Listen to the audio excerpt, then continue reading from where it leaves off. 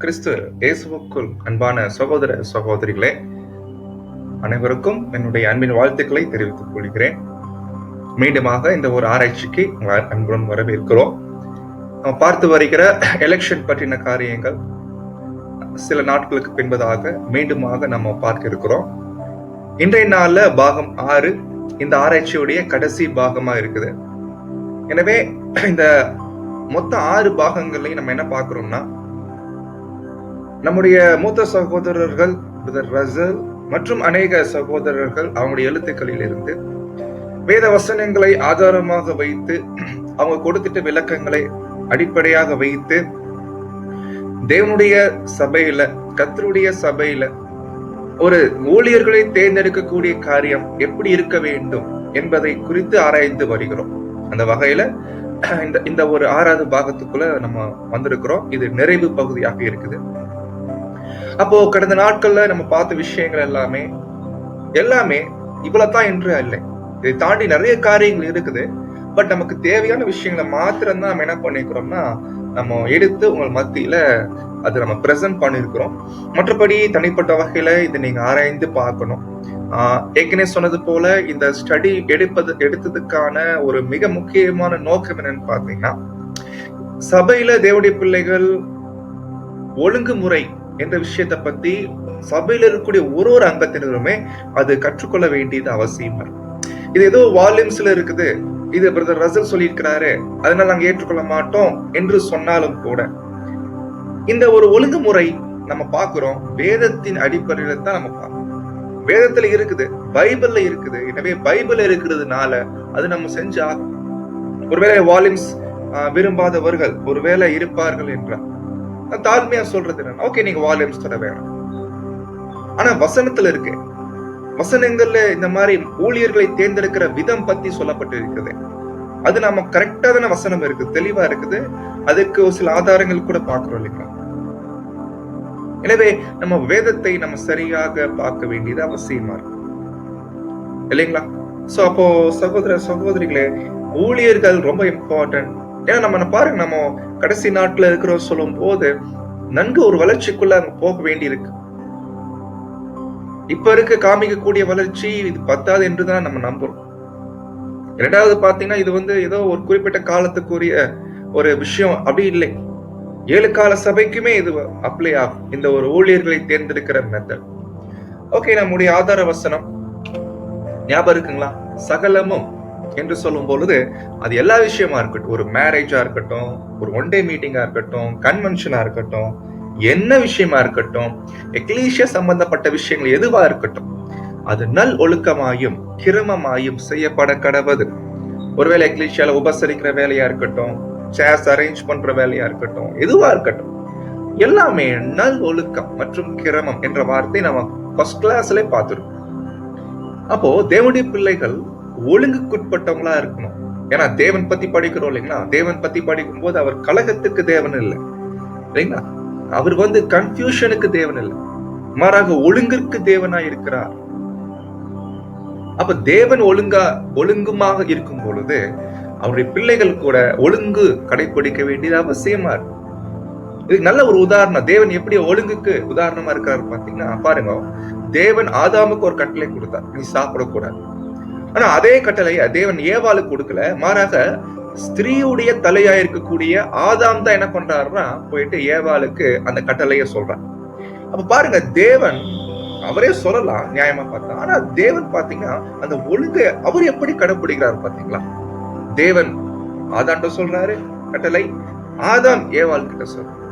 இது என்ன அருமையான தேவன் இல்லைங்களா? ஒழுங்கை கடைபிடிக்கிற தேவனா இருக்கிறாங்க பாத்தீங்களா? ரொம்ப ஆச்சரியமா இருக்கு. அதே போல மோசே விஷயத்துல கூட பார்க்கணும் இல்லைங்களா? சோ மோசே தேவனால் ஏற்படுத்தப்பட்ட ஒரு மிக முக்கியமான ஒரு ஊழியர். அப்போ ஜனங்களுடைய பிரதிநிதியாவும் இருக்கிறார்.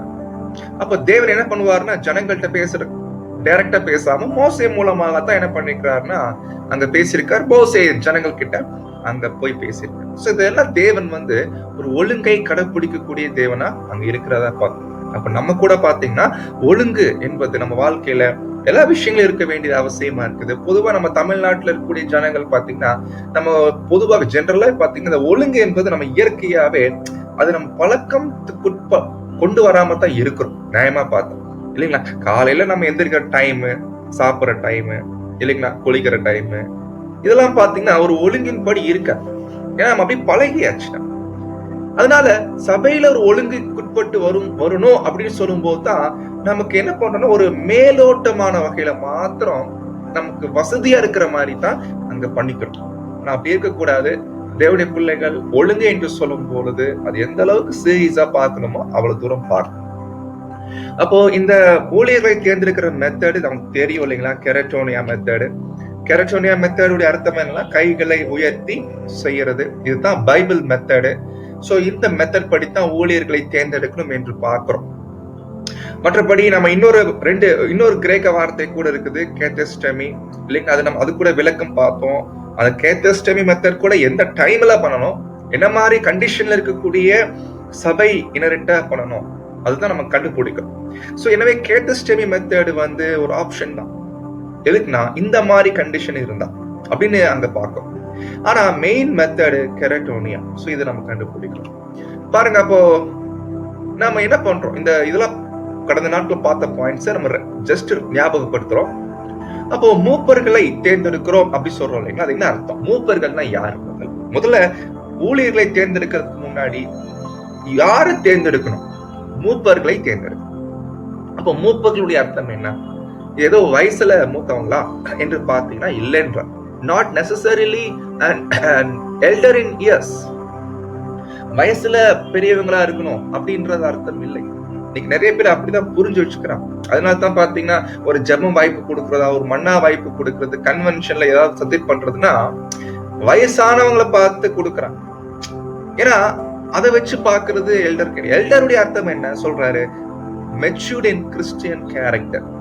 கிறிஸ்துவ குணலட்சணங்கள்ல முதிர்ந்தவர்களை குறிக்கும். ஆகையினால வயசுல சின்னவங்களா இருந்தாலும் கூட பரவாயில்ல, ஆனா மெச்சூர்ட் இன் கிறிஸ்டியன் கேரக்டர். கிறிஸ்டியன் கேரக்டர்ல மெச்சூர்டா இருக்கணும். இதுதான் நம்ம கண்டுபிடிக்கணும். பொதுவா அந்த மெச்சூர்ட் இன் கிறிஸ்டியன் கேரக்டரை அது நம்ம சரியா புரிஞ்சுக்கணும். என்னன்னு பாத்தீங்கன்னா, சில நேரம் யாராவது பிரதர் கோவப்படுறாரு, கோவப்படும் போது டக்குன்னு என்ன சொல்லிடுறாங்கன்னா, என்ன கேரக்டர் காமிக்க மாட்டேன்றீங்க அப்படி சொல்லிடுறாங்க. அப்ப கோவப்பட்டாலே அது கேரக்டர் இல்ல அப்படின்னு ஒரு முடிவு பண்ணிடுறான். ஆனா அப்படி இல்லை. ஏன்னா கர்த்தர் இயேசு கிறிஸ்து கோவப்பட்டாரா இல்லைங்களா? ஒரு சமயத்துல கோவப்பட்டிருக்க. அப்போஸ்தலனாகிய பவுல் பர்னபா கூட எப்படி அங்க அங்க ஒரு ஃபைட் பண்ண ஞாபகம் இருக்குங்களா?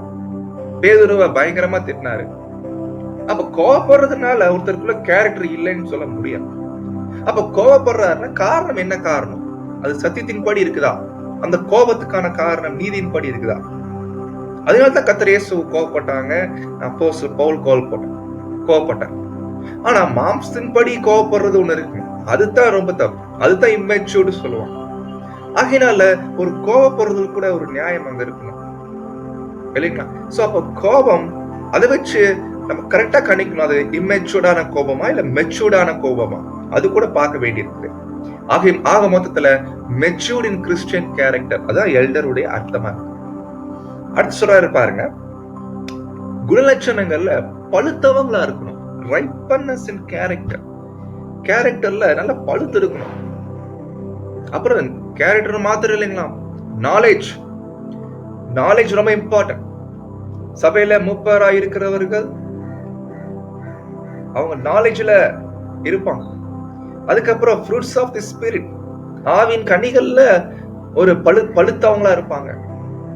இப்படி யார் இருக்கிறாங்களோ அவர்கள் தான் சபையில ஊழியக்காரர்களாக தேர்ந்தெடுக்க வேண்டும்.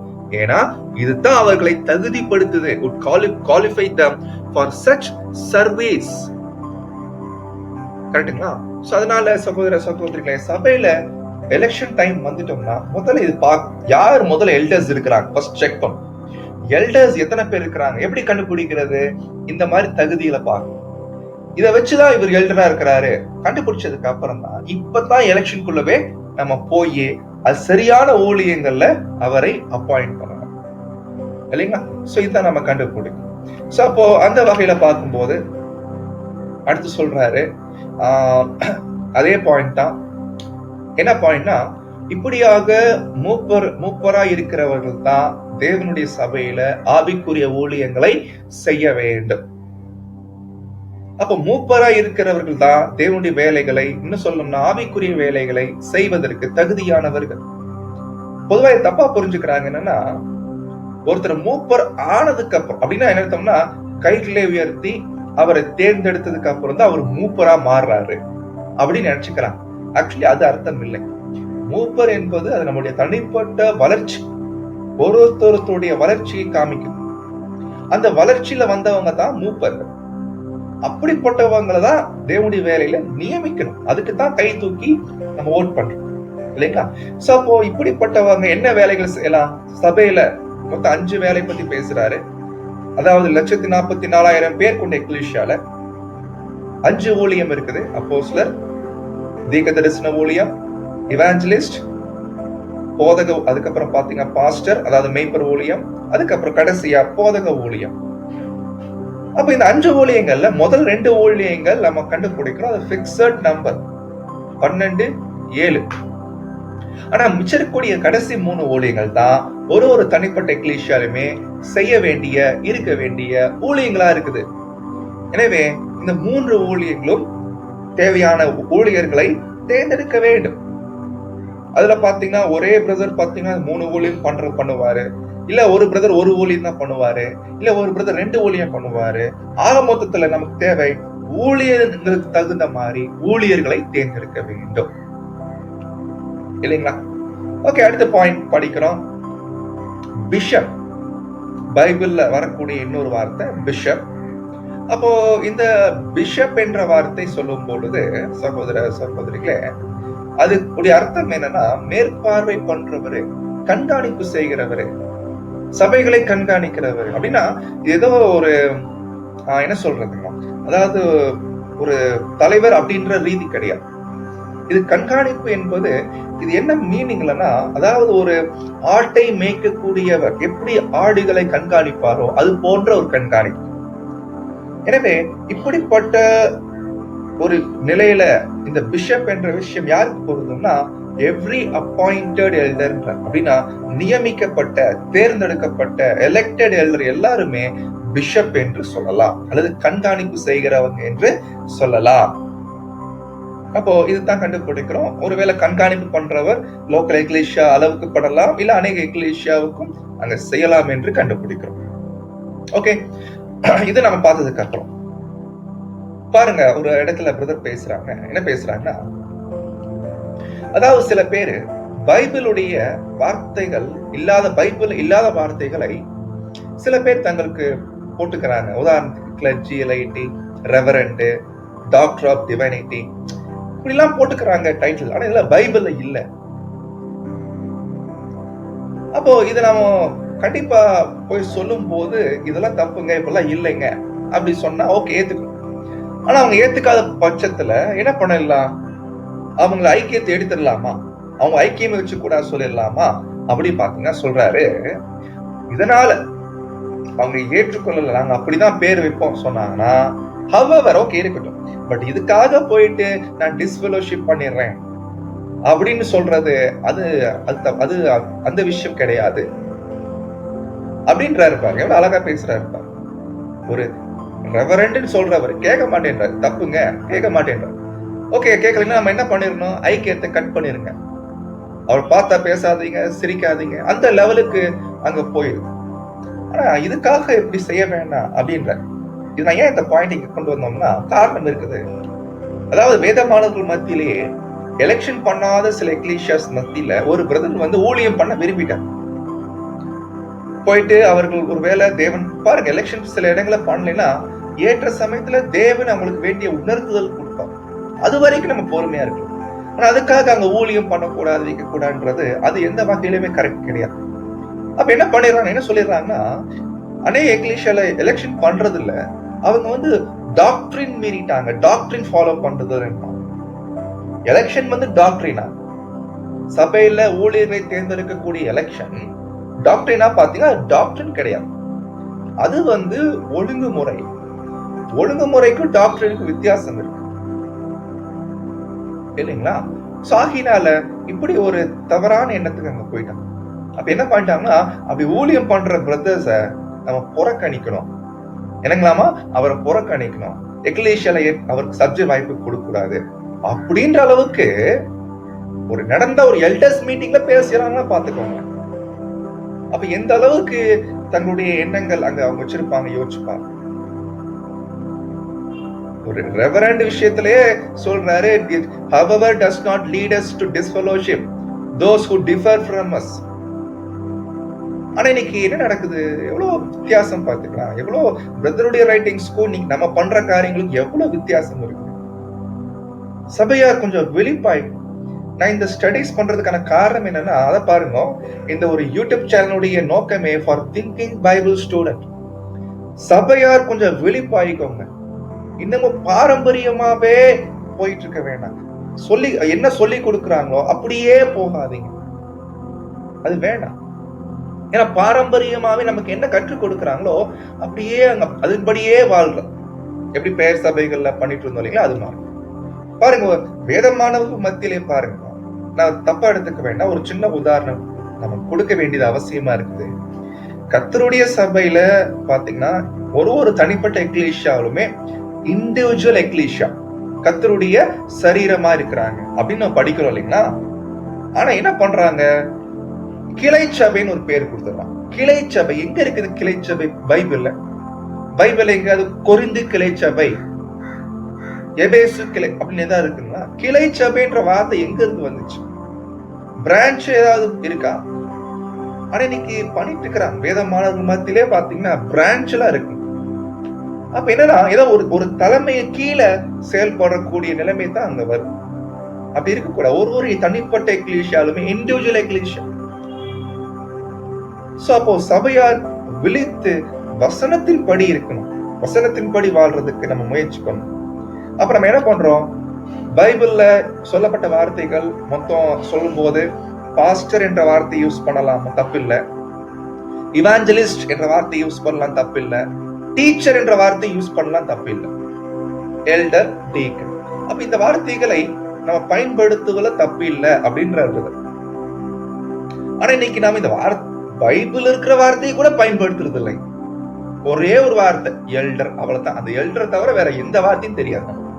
இன்னைக்கு நம்ம சொல்ல முடியுங்களா, எங்க எக்லீஷியால பிரதர் வந்து இவாஞ்சலிஸ்டா இருக்கிறாரு, எங்க எக்லீஷியால பிரதர் டீச்சரா இருக்கிறார், சொல்ல முடியுங்களா? பைபிள் வார்த்தை தானே, ஏன் நம்ம சொல்றது இல்ல? அப்ப நீங்க கேட்கலாம், ஒருவேளை பிரதர் ரசூல் டைம்ல இது மாதிரி சொல்லிருக்கிறாங்களா? நீங்க கேட்கலாம். கண்டிப்பா சொல்லியிருக்கிறாங்க. அதுக்கான விளக்கத்தை பார்க்கலாம் பின்னாடி. அப்போ இந்த பாயிண்ட் நம்ம கண்டுபிடிக்கிறோம். தொடர்ச்சியா பேசும்போது சொல்றாரு, அப்படியாக மூப்பரா இருக்கிறவர்கள் அவர்களை சபையார் கரெக்டா கவனிச்சு அவங்க சபையாருடைய விருப்பத்தின்படி அவர்களை அங்கீகரித்து, அதான் ரொம்ப இம்பார்ட்டன்ட், சபையாருடைய அங்கீகாரத்தோடு வேலை செய்யணும். சபையாருடைய விருப்பத்தின்படி வேலை செய்யணும். கண்டுபிடிக்கணும் பிரதருக்கு என்ன டேலண்ட் இருக்குது, அவருக்கு எந்த வேலை கொடுக்கலாம் அப்படின்னு சபையார் வந்து ஆத்தரைஸ் பண்ணணுங்களாம். பிரதர் நீங்க இந்த வேலை செய்யுங்க. ஆனா இன்னைக்கு நடக்கிற வேலை என்ன தெரியுங்களா, எலெக்ஷன் பண்ணிடுவோம், ஓட்டிங்லாம் முடிச்சோம், வேலைகளை அவங்களுக்குள்ளவே பிரிச்சு நான் இது பாத்துக்கிறேன் அது பாத்துக்கிறேன். ஆனா இது பைபிள் மெத்தடும் கிடையாது, பிரதரோட ரைட்டிங்ஸ் மெத்தடும் கிடையாது. சபையார் தான் பண்ணிட்டு இருக்கிறான். அப்போ சொல்றாரு, அப்போஸ்தலர்கள் வந்து செல்ஃப் அப்பாயின்ட்மெண்ட் பண்ணவங்க கிடையாது, கர்த்தரால் நியமிக்கப்பட்டவங்கன்ற இல்லைங்களா. அதே போலதான் அந்த சுவிசேஷ ஊழியம் பண்றது கூட கண்டுபிடிக்கிறோம், சபை தான் அங்க சபையார் வந்து நியமிக்கிறான். அப்போ சுவிசேஷம் குறிக்குது அவிசுவாசிகள் மத்தியில பண்ணக்கூடிய நற்செய்தி ஊழியம். ஒருவேளை அது நம்ம வேற மாதிரி சொல்லணும்னா அறுவடை வேலை என்று கூட சொல்லலாம். அதுக்கப்புறம் பாஸ்டோரல் ஒர்க், அதாவது மேய்ப்பர் ஊழியம். மேய்ப்பர் ஊழியம் பத்தி போன கிளாஸ்ல நிறைய பார்த்துருக்கோம் இல்லைங்களா.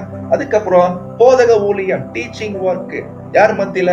அமங்ஸ்ட் பிலீவர்ஸ், விசுவாசிகள் மத்தியில. ஆனா இந்த எல்லா ஊழியங்களுமே கர்த்தருடைய தலைமையில தான் அங்க நடக்குது என்பதை அங்க புரிந்து கொள்ளணும். அப்ப பாருங்க, சொல்றாரு பாருங்க, எந்த ஒரு வேலைக்கா இருக்கட்டும், அது எல்டர்ஸோ பாஸ்டர்ஸோ டீச்சரோ என்ன வேலையா இருக்கட்டும், இந்த வேலைக்கு பிரதர்ஸுங்க நியமிக்கிறோம் அப்படின்னா they are lifted to their places of service honor by oaths of the brethren.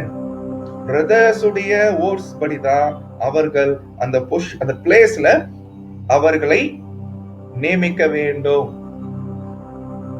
Lifted to their places of the service. எந்த சர்வீஸுக்கு யாரை வைக்கணும் சொல்லி சபை அங்க ஓட் மூலமா தெரிவிக்கணும் இல்லைங்களா? சோ அப்ப சொல்றாரு பாருங்க, class gives an authority and service into hands of those chosen to be its elders. அதாவது யார் சபையில மூப்பராக இருக்கிறார்களோ அவர்களை என்ன பண்றாங்கன்னா தேர்ந்தெடுத்து அவர்கள் கையில அதிகாரத்தையும், சில அதிகாரம், முழு அதிகாரம் கிடையாது, சில அதிகாரம், certain authority, சில அதிகாரத்தையும், அடுத்த வார்த்தை கவனிக்கணும், சர்வீஸ். இது நம்ம கவனிக்கிறதே இல்லைங்க இந்த வார்த்தை. என்ன சர்வீஸ் நீங்க பண்ணணும் சபையார் தான் கொடுக்குறாங்களாம். ஆனா இன்னைக்கு அப்படியே நடக்குது. சபைதான் நீங்க போயிட்டு இந்த வேலை பாருங்க சொல்றாங்களா? இல்லை, தலைகீழ நடக்குது. எப்படி எனக்கு ஒண்ணும் புரியவே மாட்டேங்குது. வால்யூம்ஸ் படி நடக்கிறது இல்ல, ரீபிரிண்ட்ஸ் படி நடக்கிறது இல்ல, வசனங்களின் படி நடக்கிறது இல்ல. ஆனா நாங்க எலெக்ஷன் பைபிள் படி பண்றோம், வால்யூம்ஸ் படி பண்றோம்னு பெருமையா சொல்லிக்கிறோம். இது என்ன வகையில கரெக்ட் என்பதை என்னால புரிஞ்சுக்க முடியல. ஓகே, இப்போ இதான் கண்டுபிடிக்கிறோம் சகோதரன் சகோதரிகளே. பாருங்க, அந்த காலத்துல பிரதர் ரசல் அவங்க டைம்ல சொல்றாரு, சில ஒரு ஸ்டடி ஆரம்பிக்கிறதாலும் கூட சபையாருடைய ஒப்புதலோடு தான் ஆரம்பிப்பாங்க. இது ஒரு கேள்வி. ஆக்சுவலி அந்த கேள்வியில ஒரு முதல் லைன்ல மாத்திரம் நான் எடுக்கிறேன். ஒரு எல்டரை ஒரு கிளாஸ் ஒரு ஸ்டடி கண்டக்ட் பண்றதுக்கு சபையார் தான் நியமிப்பாங்க. பிரதர் நீங்க இந்த ஸ்டடி பண்ணுங்க, பிரதர் நீங்க அந்த ஸ்டடி பண்ணுங்க. ஒரு ஸ்டடி எடுக்கிறது கூட மூப்பரை நியமிப்பாங்களாம். ஆனா இன்னைக்கு எப்படி நடக்குதுங்க? ஒரு எல்டர் வராரு, நான் அடுத்த வாரத்துல இருந்து ஒரு ஆரம்பிக்க போறோம், இந்த ஒரு புக் ஸ்டடி, நீங்க எல்லாரும் வந்து அட்டெண்ட் பண்ணுங்க. இது வந்து டிக்டேட் பண்றது. அப்படி செய்யக்கூடாது. சபையாருக்கு என்ன தேவை, என்ன ஸ்டடி வேணும், ஓட் மூலமா வச்சு யார இந்த கிளாஸ் எடுக்க வைக்கலாம், சபை தான் முடிவு பண்ணும். ஒரு பிரதர் ஸ்டடி பண்றாருன்னா அந்த அதிகாரம் யாரு கொடுத்தா? சபையார் கொடுத்திருக்கணும். ரெவலேஷன் ஸ்டடி யார் எல்லாரும் எடுக்கிறாங்க. ஆனா ரெவலேஷன் ஸ்டடி பண்ணாலும் கூட சபையாருடைய அனுமதியோடு தான் பிரதர் நீங்க பண்ணுங்க, நீங்க பண்ணா கரெக்டா இருக்கும் அப்படின்னு சபையார் தான் அங்க சொல்லணும். ஆனா இன்னைக்கு அந்த மாதிரி நடக்கிறது இல்லைங்க எனக்கு தெரிஞ்சு. அப்ப சொல்றாரு பாருங்க இதே point, no meetings must be held except they are appointed by the church and conducted by the one of the elected elders. ஒரு மீட்டிங், எந்த மீட்டிங்கா இருக்கு, சபையினரால் தேர்ந்தெடுக்கப்படாத எந்த மீட்டிங்ஸுமே அது விரும்பக்கூடாது, அது செய்யக்கூடாது. அப்போ ஒரு மீட்டிங்ஸ் வாரத்துல இத்தனை நாள் கூடுகை போகுது, இத்தனை மீட்டிங்ஸ் போகுது அப்படின்னா அந்த மீட்டிங்ஸ் எல்லாமே சபையினரால் அப்பாயிண்ட் பண்ணப்பட்டிருக்கணும். சபையினரால் இந்த மீட்டிங் வைக்கலாம் அப்படின்னு சபையாருடைய ஒத்துழைப்போடு தான் எந்த ஒரு ஸ்டடி மீட்டிங்குமே அங்க போகணும். இதுதான் நம்ம கண்டுபிடிக்கிறோம் சகோதர சகோதரிகளே. அப்போ ஏற்கனவே சொன்னது போல பிரதர் ரசல் பிரதர் டைம்ல பாருங்க, பிரதர் ரசல் பிரதர் கிட்ட ஒருத்தர் லெட்டர் எழுதுறாரு பாருங்க, பிரதர் நாங்க சின்ன எக்லீஷியா, எங்க எக்லீஷியால என்னைய தேர்ந்தெடுத்துக்கிறாங்க. எதுக்கு தெரியுங்களா? நம்ம என்ன போடுவோம், எல்டர்னு போடுவோம். ஆனா பிரதர் எப்படி எழுதிருக்காரு பாரு, டீச்சரா என்ன தேர்ந்தெடுத்துக்கிறாங்க பிரதர். பிரதர் ரசல் பிரதர் எழுதுறாரு, பிரதர் WF பெய்லி எப்படி பேசுறாரு, எப்படி எழுதுறாரு பாத்தீங்கன்னா, ஏன்னா அவங்களுக்கு தெளிவா இருந்திருக்கிறாங்க. அந்த காலத்துல பிரதர் ரசலுடைய அந்த சமயத்துல எக்லீஷியால இருக்கக்கூடிய எல்டர்ஸ் தாங்க எதற்காக தேர்ந்தெடுக்கப்பட்டிருக்கிறார்கள் அப்படின்ற விஷயத்துல ரொம்பவே தெளிவாக அங்க இருந்திருக்கிறாங்க என்பதை இது ஒரு நல்ல ஒரு ஆதாரம். இன்னைக்கு நம்ம சொல்ல முடியுங்க, எங்க எக்லீஷியால இவர் தான் டீச்சரா இருக்கிற சொல்ல முடியுங்களா? ஏன்னா அப்படி யாரும் சொல்லி கொடுக்கல, ஆரம்பத்திலிருந்தே சொல்லி கொடுத்திருந்தாங்க நமக்கு சொல்லி. அப்ப நமக்கு பாரம்பரியமாவே பழகி போச்சு. என்ன சொல்லி கொடுக்குறாங்க அப்படியே கண்மூடித்தனமா ஃபாலோ பண்ண. இது நல்ல விஷயம் இல்ல. பிரதர் ரசல் பிரதர் கூட பாத்தீங்கன்னா அநேக எக்லீஷியால தேர்ந்தெடுத்துக்கிறாங்க. என்னவா, எல்டராவா? அப்படி அவர் போடவே இல்லை. அநேக எக்லீஷியால அவர் எல்டர் தான், brother Russell is the elder. ஆனா என்னவா இருக்கிறாருன்னா as a pastor, மேய்ப்பர் ஊழியத்துக்கென்றே அவர் அநேக சபைகள்ல தேர்ந்தெடுத்திருக்கிறாங்க. எப்படி தன்னை ஐடென்டிஃபை பண்றாரு பாத்தீங்கன்னா. அதே போல பிரதர் ரசல் பிரதர் மாத்திரம் இல்லை, அநேக பில்கிரீம் ஒர்க் பண்றவங்க எல்லாருக்குமே பிரதர் பாஸ்டர்ன்றா கூப்பிடுறாரு. பில்கிரீம் ஒர்க் பண்ணக்கூடிய எல்லா பிரதர்ஸுங்களுமே பாஸ்டர் என்று தான் அங்க பிரதர் ஒரு இடத்துல அங்க பேசுறாங்க. பிரதர் பெஞ்சமின் பாட்டன் அவர் பில்கிரீம் பிரதர், அவர் கூட பாஸ்டர் தான், சொல்றது தப்பு இல்லை. பாஸ்டர்ன்றது ஏதோ என்ன சொல்றதுன்னா அது ஏதோ ஒரு பதவி கிடையாது, மாறாக அவர் செய்யக்கூடிய வேலையுடைய தன்மை. மேய்ப்பர் ஊழியம், சபையார் அவரை அப்படியாக அங்கீகரிச்சிருக்கிறாங்க, அப்படியாக அவரை ஏற்றுக்கொண்டிருக்கிறாங்க. அப்ப அவர் அந்த வேலை தான் செய்வாரு. இப்ப பிரதர் ரசல் பாஸ்டரா தேர்ந்தெடுக்கப்பட்டிருக்காருன்னா, இப்ப பிரதர் ரசல் பாத்தீங்கன்னா சபையாருடைய அனுமதி இல்லாமல் போயிட்டு அங்க டீச் பண்ணாருன்னா, டீச்சரா இருந்தாருன்னா அது தப்பு. ஆனா பிரதர் அந்த மாதிரி எங்கேயுமே அவர் செய்யல. எனக்கு ஒரு இடத்துல படிச்ச ஞாபகம், இங்க மென்ஷன் பண்ணல, அது எனக்கு பேரா தெரியலங்கன்னு. அதாவது என்ன சொல்றாருன்னா, ஒருவேளை அடுத்த முறை நீங்க என்னைய தேர்ந்தெடுக்கவில்லை என்றால் என்னால இந்த இடத்துல அந்த பப்ளிகேஷன் பண்ண முடியாது அப்படின்னு ஒரு இடத்துல பேசுற மாதிரி நான் படிச்சிருக்கோம். பிரதர் ரசல் அங்க பேசுவான். அப்ப ஆக மொத்தத்துல சபையார் தேர்ந்தெடுக்கிறாங்க, எந்த பொறுப்புக்கு நியமிக்கணுமோ அந்த பொறுப்புல நியமிக்கிறாங்க, அந்த வேலையில அவர் உண்மையா இருக்கும், அதுதான் ரொம்ப இம்பார்ட்டன்ட். சோ இது நம்ம கண்டுபிடிக்கிறோம் சகோதர சகோதரிகளே. அதுக்கப்புறம் படிக்கிறோம் 1916 ஒரு கேள்வி பதில், ரொம்ப இன்ட்ரெஸ்டிங்கான ஒரு கேள்வி.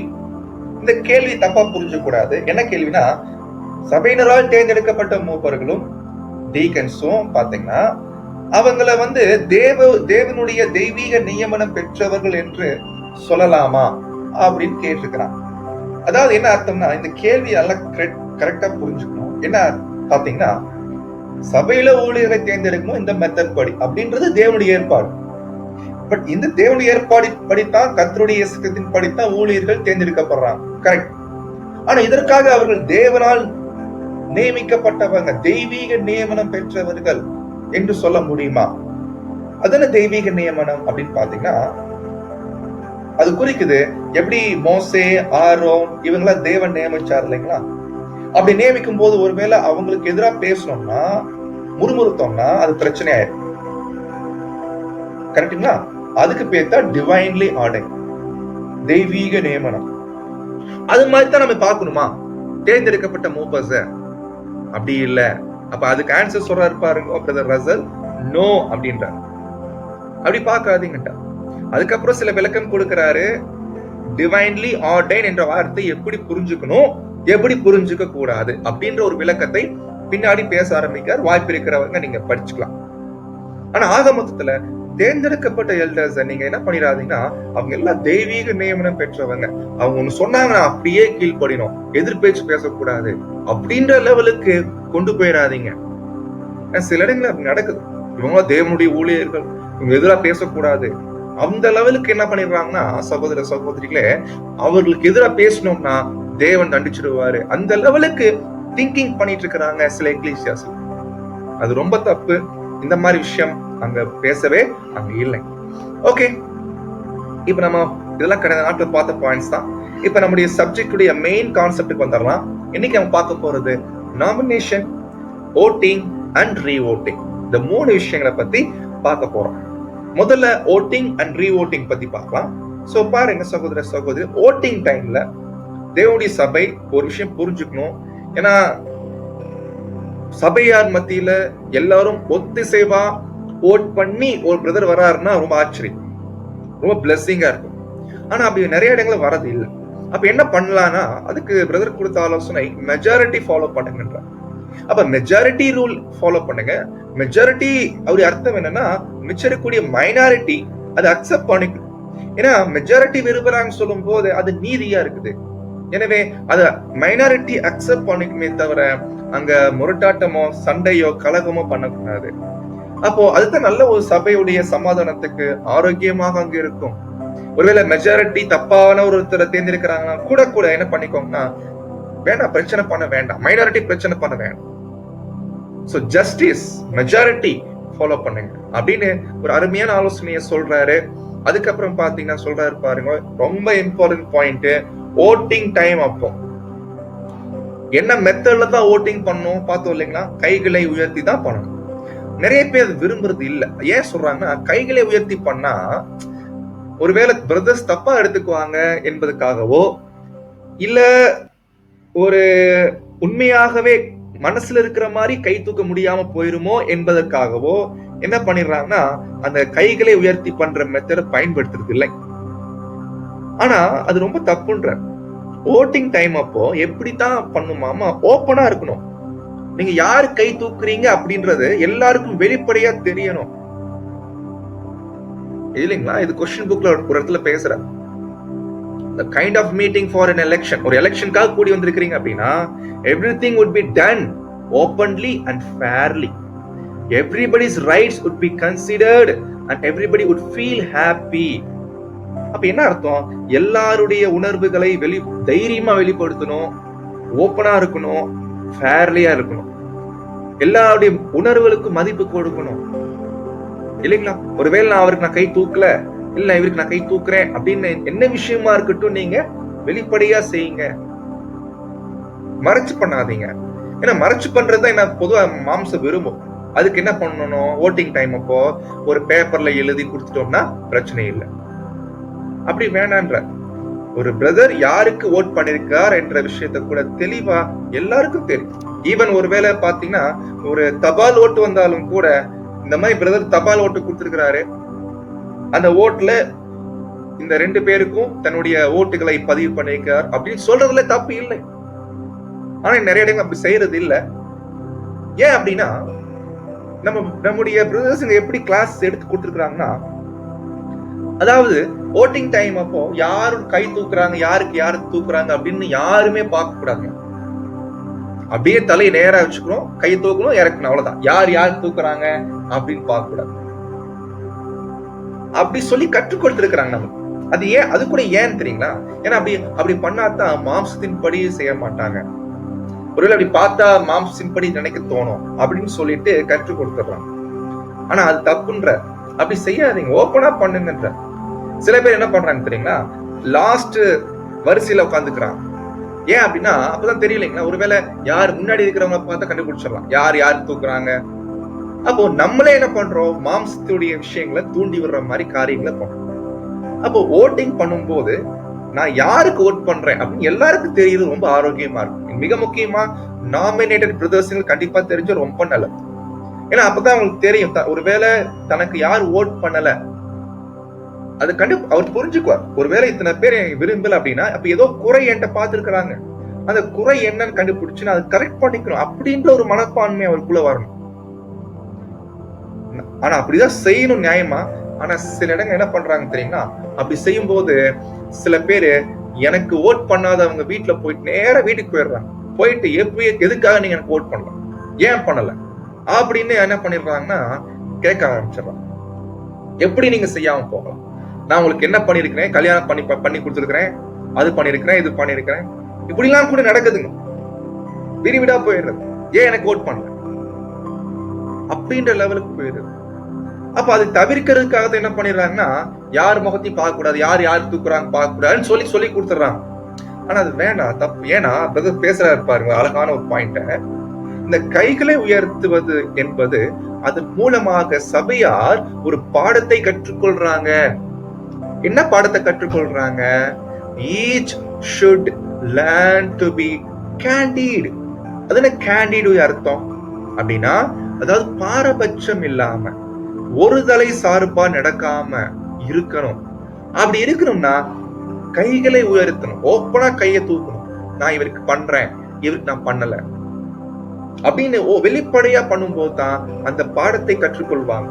ஏன்னா இது மறைமுகமா பண்ணோம்னு வச்சுக்கோங்களேன், நான் யாருக்கு தூக்குறேன் யாருக்கு தூக்கல அப்படின்னா அது என்ன காமிக்கும், அது ஒருதலை பட்சமா நடக்கிற மாதிரி, அல்லது ஒரே பாரபட்சமான முறையில பண்ற மாதிரி ஆயிடும். அப்படி இருக்கக்கூடாது இல்லைங்களா? எனவே அவர்கள் ஒருதலை பட்சமா செயல்படாமல் இருக்கணும், பாரபட்சம் இல்லாமல் தங்களுடைய ஓட்டுகளை பதிவு பண்ணணும். அதுக்கு ஒரே வழி கைகளை உயர்த்தணும். அடுத்து சொல்றாரு பாருங்க, ரெண்டாவது ஸ்ட்ரெயிட் ஃபார்வர்டு. ஸ்ட்ரெயிட் ஃபார்வர்டா நீங்க தைரியமா தூக்குங்க. முகத்துக்கு ஸ்ட்ரெயிட் ஃபார்வர்ட்னா என்னங்க? முகத்துக்கு நேரம் செய்யுங்க. பிரதர் உங்க ஊழியம் எனக்கு தேவையில்லை, பிரதர் உங்க ஊழியம் எனக்கு தேவை, எங்களுக்கு தேவை. ஸ்ட்ரெயிட் ஃபார்வர்டா இருக்கணும் அப்படின்னா நினைச்சு பாருங்க. இந்த 2 பகுதிகளை வச்சு நம்ம நிதானிச்சு பார்த்தோம்னா, எலெக்ஷன் டைம்ல நம்ம சேர்ஸ் எப்படி போடணும் யோசிச்சு பாருங்க. ஸ்ட்ரெயிட் ஃபார்வர்டா இருக்கணும், ஓப்பனா இருக்கட்டும், கேண்டிடா இருக்கணும். அப்படின்னா சேர்ஸ் எப்படி போடணும் இல்லைங்களா? எல்லாரும் ஒரு பக்கமா பார்த்த மாதிரி சேர்ஸ் போடணுமா அப்படின்னு பாத்தீங்கன்னா அது எல்லாருக்குமே தெரியாது. மெயினா நாமினேட்டட் பிரதர்ஸ் அவங்களுக்கு தெரியும் தங்களுக்கு யார் ஓட் பண்ணிருக்காங்க, யார் ஓட் பண்ண, எத்தனை பேர் பண்ணிருக்காங்க, அது அவங்க கண்டிப்பா தெரியும். ஏன்னா பின்ன ஒருவேளை நாமினேட்டட் பிரதர்ஸ் முன்னாடி உட்கார்ந்து பின்னாடி தங்களுக்கு யார் ஓட் பண்றாங்க, யார் ஓட் பண்ணல எதுவுமே தெரியலன்னா அப்புறம் நினைச்சு பாருங்க, அது பின் காலத்துல அது ஒரு தவறான புரிந்து கொள்ளுதலையும் ஏற்படுத்துமா இல்லைங்களா? அப்ப சேர்ஸ் எப்படி போடணும் நியாயமா பார்த்தா, பிரதருடைய இந்த 2 வார்த்தைகள் 2 ஸ்லைடு பார்த்தோம் இல்லைங்களா? இப்போ இந்த ஸ்லைடும் இந்த ஸ்லைடும் இது அடிப்படையா வச்சு பார்க்கும்போது நம்ம சேர்ஸ் அரேஞ்ச்மெண்ட் எப்படிதான் செய்யணும்னா, வட்டமாக சேர்ஸ் போடணும். வட்டமாக போட்டு எல்லாருடைய முகங்கள் ஒருவருக்கொருவர் பார்க்கிற மாதிரி அப்படி பண்ணும் போதுதான் அது ரொம்ப அழகா இருக்கும், கரெக்டா இருக்கும். வெளிப்படையா செய்யலாம். நான் யாருக்கு ஓட் பண்றேன், நான் யாருக்கு ஓட் பண்ணல எல்லாரும் தெரியும். ஸ்ட்ரெயிட் ஃபார்வர்டா பண்ணலாம். At the same time loving and gentle அது கூட கண்டிப்பா வெளிப்படும். அப்போ each should learn to be candid and straightforward at the same time loving and gentle. என்ன அருமையான பாயிண்ட். ஆனா இன்னைக்கு நடக்கக்கூடிய எலெக்ஷன்ல இந்த மாதிரி ஒரு பண்றதே இல்லை. கையை மட்டும் தான் தூக்குறாங்க. ஆனா அது ஏன் கையை தூக்குற மெத்தட் ஃபாலோ பண்ணணும், யாரையும் பார்க்க கூடாது அப்படின்னு சொல்லி கொடுத்து எலெக்ஷன் பண்ணிட்டு இருக்கிறாங்க பிரதர்ஸுங்க. சோ எனக்கு தெரிஞ்சு இது பைபிள் மெத்தட் கூட கிடையாது என்றதை நம்ம நம்புறோம். ஓகே, அடுத்த பாயிண்ட் போயிடலாம்.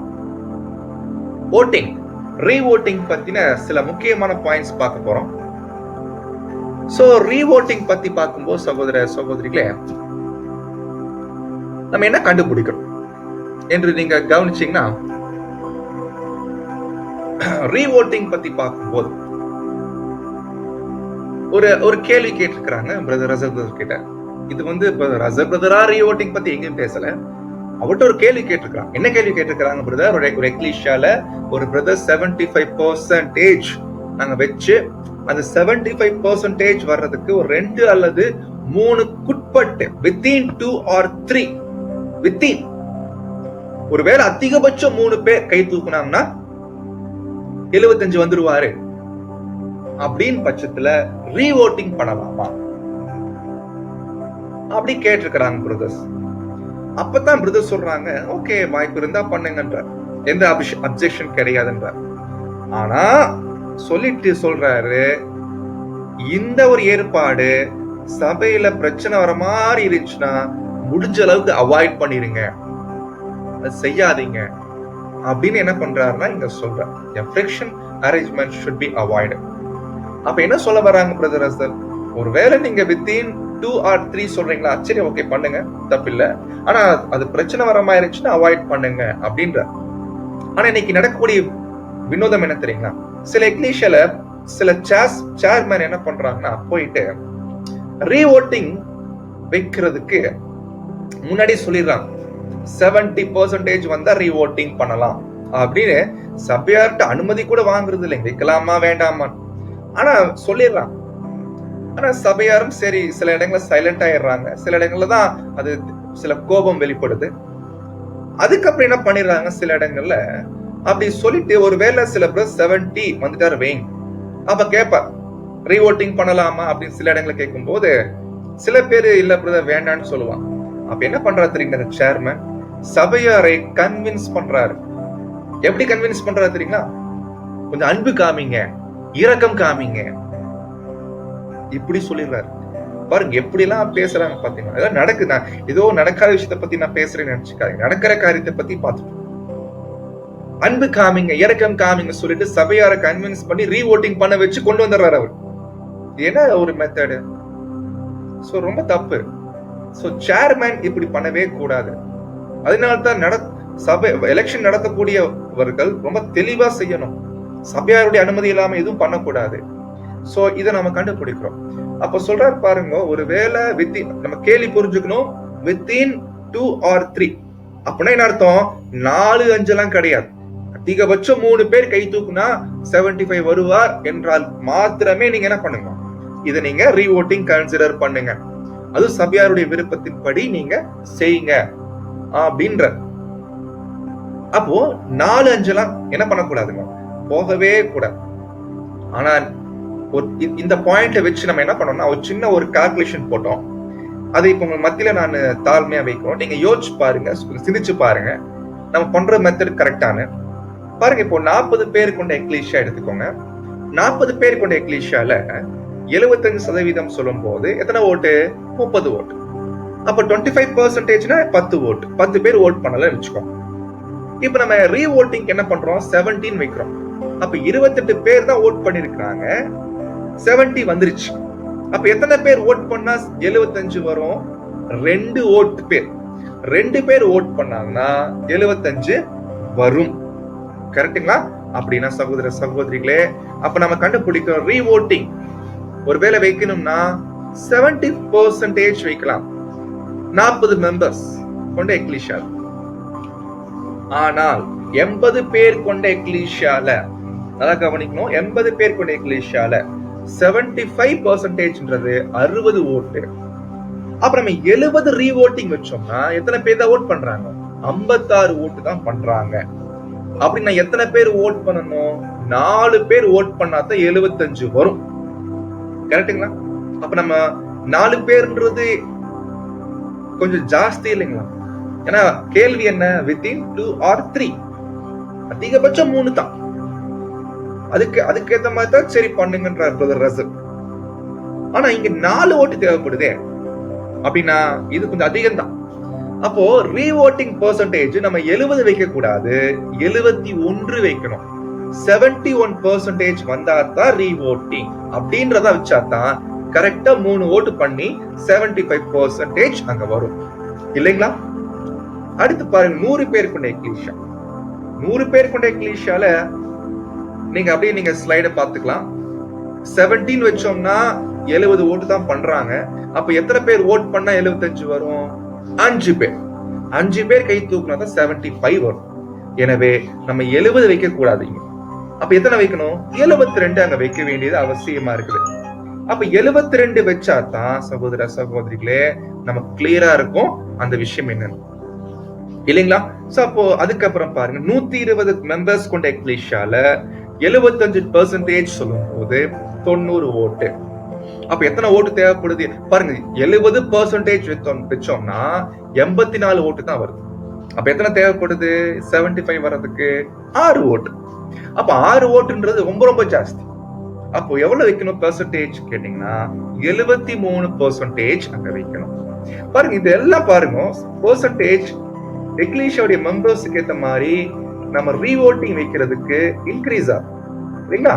ஆனா இப்ப பாருங்க, வெறும் 20 பேர் கொண்ட எக்லீஷியால 75% என்பது 15 ஓட்டு.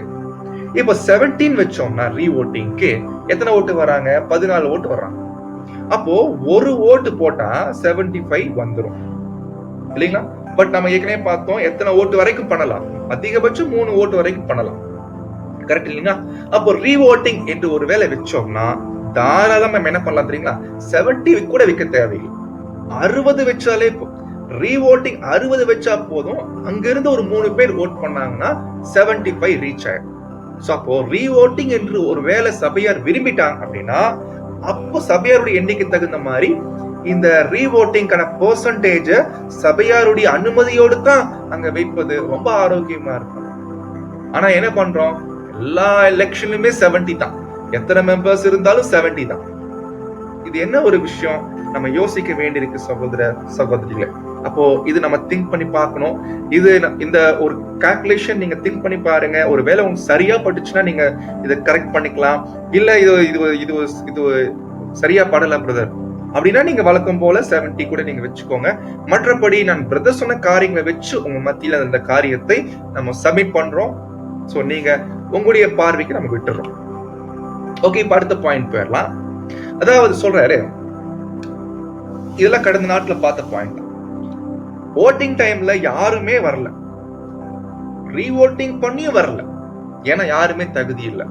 என்ன பண்ணலாம் அப்படின்னா, நம்ம ஒருவேளை இப்ப நம்ம என்ன பண்ணுவோம் தெரியுங்களா, தற்காலத்துல அப்படி யாருமே வரலன்னா டக்குன்னு என்ன பண்ணிடுவோம், யாராவது ஒருத்தர் சபையாருடைய அனுமதி கேட்டு இன்சார்ஜா வச்சிடறோம். அவங்க மத்தியிலேயே ஒருத்தர் என்ன பண்ணிடுவோம், இன்சார்ஜா வச்சிடறோம். அந்த இன்சார்ஜா வைக்கிறது கூட பாத்தீங்கன்னா அது கூட ஓகேன்றாங்க.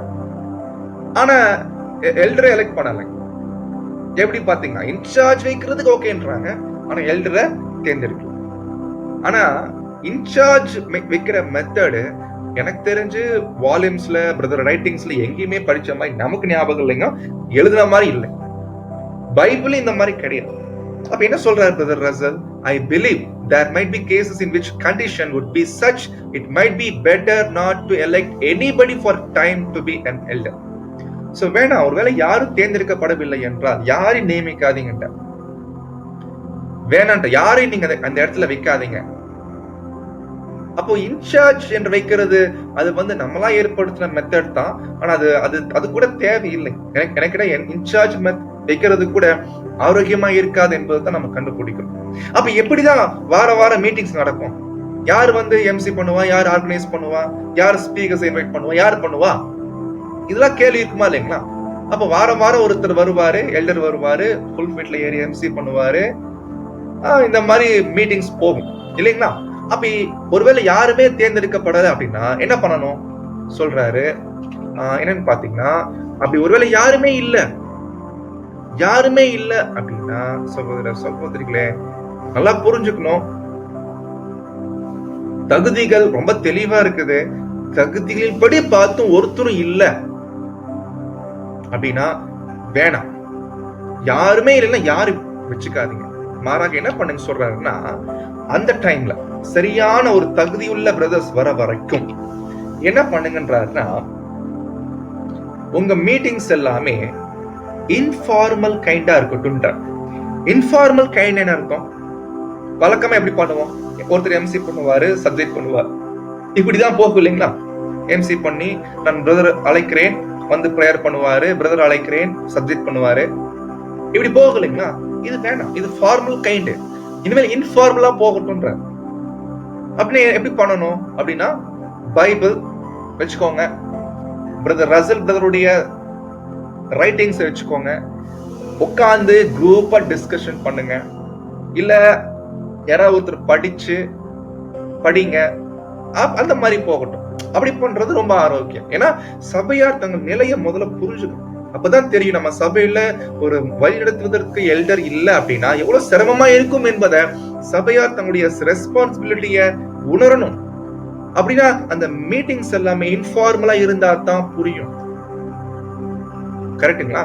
ஆனா இன்னைக்கு என்ன பண்ணிடுறாங்க, இன்சார்ஜ் ஒருத்தரை நியமிச்சுட்டு சபையார் தங்களுடைய ரெஸ்பான்சிபிலிட்டியில இருந்து புரிஞ்சுக்காம கடமை தவறக்கூடிய நிலைமைக்கு கொண்டு போயிடுறாங்க. இன்சார்ஜ் என்ற மெத்தட் கூட பாத்தீங்கன்னா சபையார் தங்களுடைய ரெஸ்பான்சிபிலிட்டியை உணராம இருப்பதற்காக நம்ம காட்டக்கூடிய ஒரு வேலை தான் இன்சார்ஜ் நியமிக்கிறது.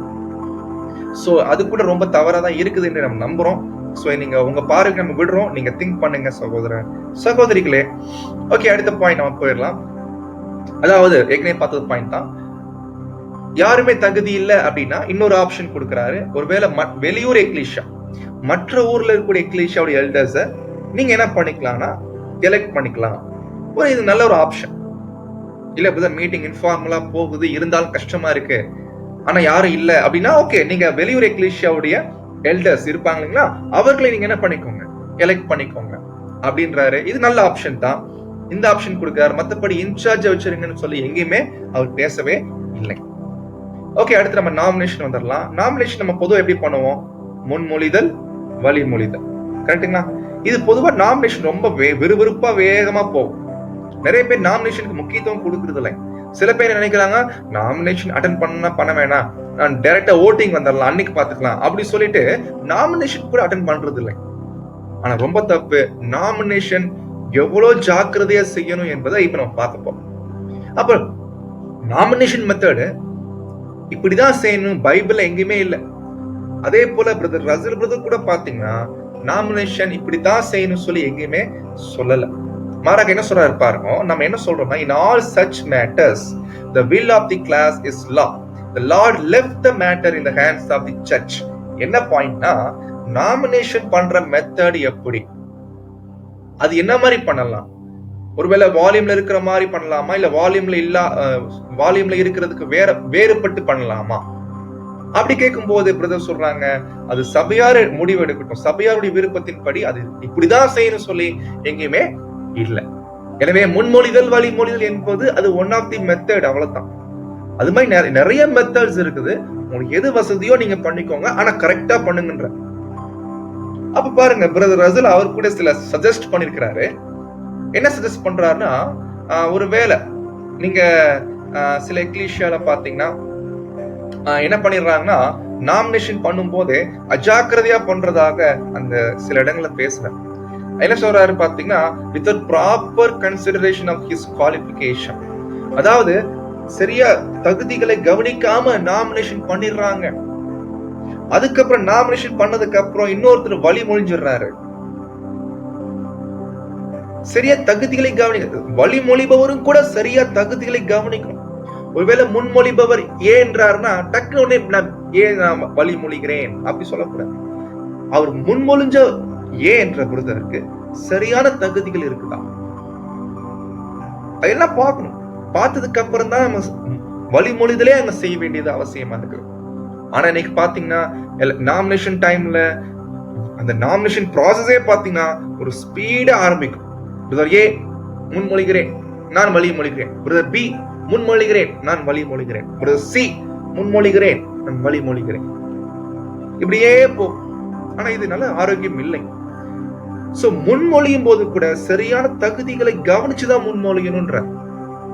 அது கரெக்டா இருந்துச்சுன்னா ஓட்டிங்ல எந்த பிரச்சனையும் வராது. இதுல கவனிக்க தவறிட்டோம்னா ஓட்டிங் பெர்சன்டேஜ்ல ரொம்பவே இடிக்கும் இல்லைங்களா?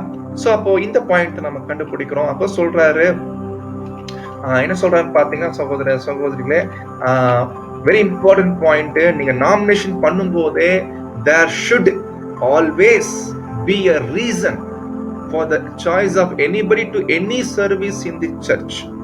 ஒரு சபையில ஒரு பிரதரை ஒரு ஊழியம், ஏதோ ஒரு ஊழியம், எனி சர்வீஸ்ன்ற ஏதாவது ஒரு ஊழியத்துக்காக நீங்க நியமிக்கிறீங்க அப்படின்னா முதல்ல புரிஞ்சுக்கணும், நான் இவருக்கு நான் முன்மொழிகிறேன் அல்லது என்னங்க முன்மொழிகிறேன் என்று நம்ம சொன்னோம்னா, சகோதர சகோதரிகளே, புரிஞ்சுக்க வேண்டியது என்னன்னு பாத்தீங்கன்னா, என்கிட்ட சரியான காரணம் இருக்கணும். There should always be a reason. நான் ஒருத்தரை முன்மொழிகிறேன் அப்படின்னா எனக்கு கரெக்டா காரணம் இருக்கா, ஏன் அவருக்கு நான் முன்மொழிச்சேன், அவர் என்ன ஊழியத்துக்காக நான் முன்மொழிச்சேன், அவருடைய என்ன தகுதி இருக்குது, அவருடைய இந்த தகுதி இருக்கிறது, இந்த வேலைக்கான தகுதி இவருக்கு இருக்கிறதுனால தான் நான் இவருக்கு கை தூக்குனேன் அப்படின்ற ஒரு முன்மொழிதல் பண்றது கூட பாத்தீங்கன்னா சரியான ரீசன் என்கிட்ட இருக்கணும். அதே போல வழிமொழிபவருக்கும் அதே ரீசன் இருக்கணும். ஆனா நடக்குதா இன்னைக்கு அந்த மாதிரி? ரொம்ப ஸ்பீடா போகும் நாமினேஷன் ப்ராசஸ். நான் ஒரு பிரதரை முன்மொழிகிறேன் அப்படின்னா என்ன பர்பஸ்க்காக முன்மொழிகிறேன், அவர் என்ன வேலைக்காக நான் அவரை முன்மொழிஞ்சிருக்கிறேன், என்ன ஒரு தகுதியை பார்த்து நான் முன்மொழிஞ்சேன். அப்ப என்ன தகுதியை பார்க்கணும் சொல்றாரு பாருங்க. ஒரு மூப்பர்களை தேர்ந்தெடுக்கிற விஷயத்துல முதல் தகுதி அவரு போதக சமர்த்தனா இருக்கணும், ஏபிள் டீச்சர். ஃபர்ஸ்ட் பாயிண்ட் இதுதான். இது கண்டிப்பா சரி. போதக சமர்த்தனை என்னன்னா பேச்சு திறமை பத்தி இங்க பேசல, சத்தியத்தை சத்தியமா சொல்லணும், பாரபட்சம் இல்லாமல், முகதாட்சணியம் இல்லாமல், தேவனுடைய வசனங்களை, தேவனுடைய வாக்கியங்களை இருக்கிற மாதிரி சொல்லணும், உள்ளபடி சொல்லணும், கரெக்டா சொல்லணும், என்ன பேசணுமோ அதை பேசணும். ஏபிள் டீச்சரா இருக்கு.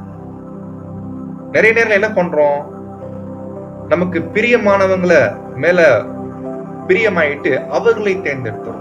அப்படி செய்யக்கூடாது. பேச்சு திறமை பத்தி இங்க பேசல, ஏபிள் டீச்சர், நல்ல ஒரு போதிக்கக்கூடியவரா இருக்கு. ரெண்டாவது பாயிண்ட் சொல்றாங்க, பிராட் மைண்டா இருக்கணும், தெளிந்த புத்தி, பிராட் பரந்த மனப்பான்மை அவர்களுக்கு. ஏன்னா சில பேர் பாத்தீங்கன்னா ஒரு தலைபட்சமா இருப்பாங்க, ஒரு சாரார்கிட்டயே ரொம்ப பழகிட்டு இருப்பாங்க. அப்படி இருக்க கூட பிராட் மைண்டா இருக்கணும். அதுக்கப்புறம் தேவைப்படுகிறவர்களுக்கு வேண்டிய ஆலோசனை, சரியான ஆலோசனையை கொடுக்கக்கூடியவரா இருக்கணும்.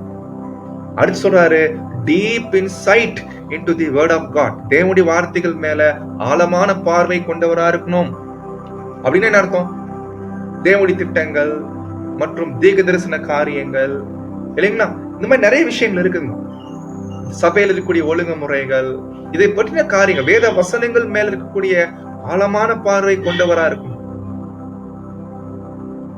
அதுக்கப்புறம் சொல்றாரு, சபையில நல்ல இன்ஃப்ளூயன்ஸ் அவருக்குள்ள குட் இன்ஃப்ளூயன்ஸ் இருக்கணும்.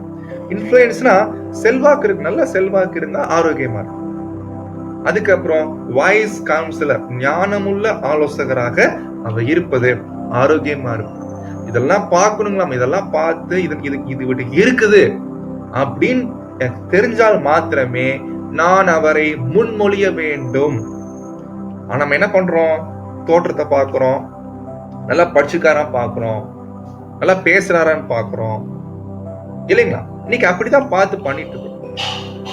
நம்ம கிளாஸ் எடுத்தவரா கை தூக்கிறது இல்லைங்களா? ஒருவேளை நமக்கு ரொம்ப சொந்தமா கை தூக்கிடுறது. ஏன்னா அப்படி ஒருவேளை முன்மொழினா தப்பா எடுத்துக்குவாரோ, தப்பா நினைச்சுக்குவாரோ அப்படின்னு நினைக்கிறது. இல்ல சொந்தக்காரரா அப்படின்னு கை என்ன பண்றது? முன்மொழிகிறது. ஆனா சில இடங்கள்ல ஒரு வேடிக்கை நடக்கும். என்னன்னு பாத்தீங்கன்னா, எந்த பிரதர் முன்மொழிகிறாரோ அவரே பாத்தீங்கன்னா ஓட்டிங்ல கை தூக்க மாட்டார். அது ஒரு வினோதம் பார்க்கலாம் இல்லைங்களா? யார் முன்மொழிகிறா அதே பிரதருக்கு ஓட் பண்றது இல்லை. அப்ப பாருங்க, இதெல்லாம் நடந்துட்டு இருக்குது. காரணம் என்னன்னா, நாமினேஷன் சரியா பண்றது இல்ல. அப்ப சொல்றாரு பிரதர் ரசல் சில சஜஸ்ட் பண்றாரு, நீங்க பாலட் மெத்தட் யூஸ் பண்ணுங்கன்றார், சீட்டு மெத்தட். அப்ப சீட்டு மெத்தட்ல நீங்க எப்படி பண்ணலாம்னா, ஒரு பேப்பர் பேனா எடுத்துக்கோங்க.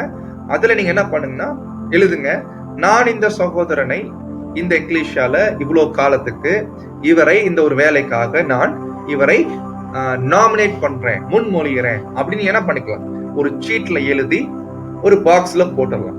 போட்டதுக்கு அப்புறம் என்ன பண்ண தெரியுங்களா, அந்த பாக்ஸ்ல எல்லாம் என்ன பண்ணும், நடத்தக்கூடிய சேர்மன் எல்லாம் கலெக்ட் பண்ணி எந்த பேர் மெஜாரிட்டி வருதோ அதெல்லாம் எடுத்து ரிசல்ட் எல்லாம் என்னன்னா அப்படியே பேப்பர்ல எழுதிட்டு, பாருங்க இந்த பிரதர் இவ்வளவு நேம்ஸ் வந்திருக்கிறாரு, இப்போ இவரை நான் என்ன பண்றேன் உங்க மத்தியில அறிவிக்கிறோம், இப்போ இவர் பேர்ல அடுத்த வாரம் ஓட் நடக்கும் அப்படின்னு சொல்லி விட்டுறோம். சோ இந்த மெத்தட் படி கூட நாமினேஷன் பண்ணலாம் என்று ஒரு அருமையான ஒரு ஆலோசனை கொடுத்திருக்கிறாங்க ரசல். மற்றபடி வேற ஏதேனும் மெத்தட் இருந்தா கூட தாராளமாக சபையார் விருப்பத்தின்படி அங்க செய்யலாம். பாருங்க, இங்க கூட அதே மெத்தட் தான், பாலட் மெத்தட் எப்படி பண்ணலாம் என்பதை அங்க பிரதர் ரசல் அங்க கொடுத்திருக்கிறாங்க என்பதை கண்டுபிடிக்கணும். ஓகே, நம்ம பாடத்துடைய கடைசி பகுதிக்கு நம்ம வந்துடலாம். ரொம்ப இம்பார்ட்டன்ட் பகுதி இதுதான். ஏன்னா இந்த பாடத்துடைய நிறைவு நம்ம யோசிக்க வேண்டிய காரியங்களா நிறைய விஷயம் இருக்குது. தேவனுடைய சபை இஸ்ரேல், ஆவிக்குரிய இஸ்ரேல், இன் எவ்ரி காங்கிரிகேஷன், ஒரு எக்லீஷியால இருக்கக்கூடிய தேவனுடைய பிள்ளைகள் ஆர் டு லுக் அவுட், கவனிக்கணும்.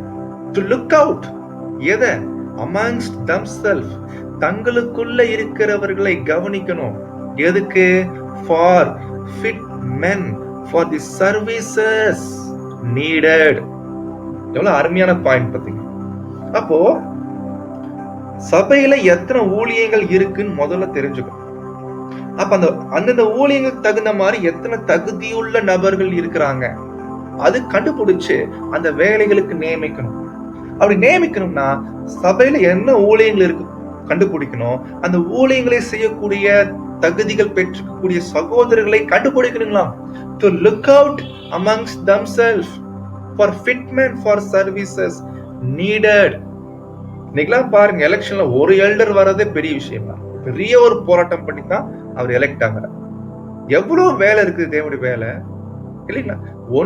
ஒரு எல்டர், 2 எல்டர், இது எப்படி நினைச்சு பாருங்க சகோதரர்களே. அப்ப சொல்றாரு பாருங்க, ரொம்ப இம்பார்ட்டன்ட் பாயிண்ட். அப்படி தேர்ந்தெடுக்கப்பட்ட எல்டர்ஸ் ஒருவேளை நம்ம மத்தியில் இருக்கும் போது அதுல ஒரு பிரதர் நல்ல ஊழியம் பண்றாரு, நல்ல சப்ஜெக்ட் பண்றாரு, நல்ல ஊழியம் பண்றாரு, இன்னும் ஒரு படி நல்ல கேரக்டர் கூட காமிக்கிறாரு வைங்களேன். அப்போ சபையார் என்ன பண்ணிடுறாங்க தெரியுங்களா, அவர் மேல ரொம்ப பிரியமாயிட்டு அவர் கொஞ்சம் உயர்த்தி வச்சிடறாங்க. அப்படி உயர்த்தி வைக்கும் போது என்ன பண்ணிடுறாங்கன்னா, தங்கள் பேச்சு அடிக்கடி பேசும்போது எங்க பிரதர், அவர் எங்க பிரதர் எங்க எக்லீஷியா தான் இருக்கிறாரு, அவர் எங்க எக்லீஷியா இருக்கிறதுனால நாங்க ரொம்ப அருமையா போஷிக்கப்படுகிறோம், நாங்க அழகா போஷிக்கப்படுகிறோம் அழகா வழி நடத்தப்படுகிறோம் சொல்லிட்டு அந்த பிரதர் ரொம்ப எஸ்டீம் பண்ணிடுறாங்க. அப்படி ஒருவேளை நீங்க யாராவது பண்ணீங்கன்னா சொல்றாரு, we should remember, மனசுல ஞாபகம் வச்சுக்கோங்க, கர்த்தர் ஒருத்தர் இருக்கிறாரு, அவர் தான் நம்முடைய மேய்ப்பர், அவர் தான் லீடர், அவர் தான் பிஷப், அவர் தான் பாஸ்டர், நம்ம எல்லாருடைய மந்தைகள். ஆகையினால ஒரு பிரதரை நீங்க உயர்வா வைக்கிறீங்களா, கர்த்தர் மனசுல வச்சுக்கோங்க. அப்ப சொல்றாரு பாருங்க, ஒருவேளை சபையார் அந்த மாதிரி ஒரு யாராவது சகோதரனை உயர்வா வச்சு அவரை சார்ந்திருந்தார்கள் என்றால், அவரையே சார்ந்திருப்பாங்க.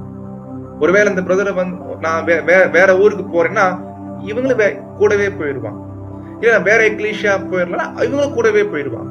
ஏன்னா பிரதர் நீங்க இருக்கிற இடத்துல தான் நான் இருப்பேன். ஏன்னா நீங்க இருந்தா தான், உங்க கீழே இருந்தா தான், உங்க கூட இருந்தா தான் ஆவிக்குரிய வகையில நல்ல ஒரு போஷிப்பு கிடைக்கும் அப்படின்னு ஒரு சகோதரரை சார்ந்திருப்பார்கள் என்றால் சொல்றாரு, there is something wrong, ஏதோ பிரச்சனை இருக்குது, இப்படி இருக்க கூடாதுன்ற.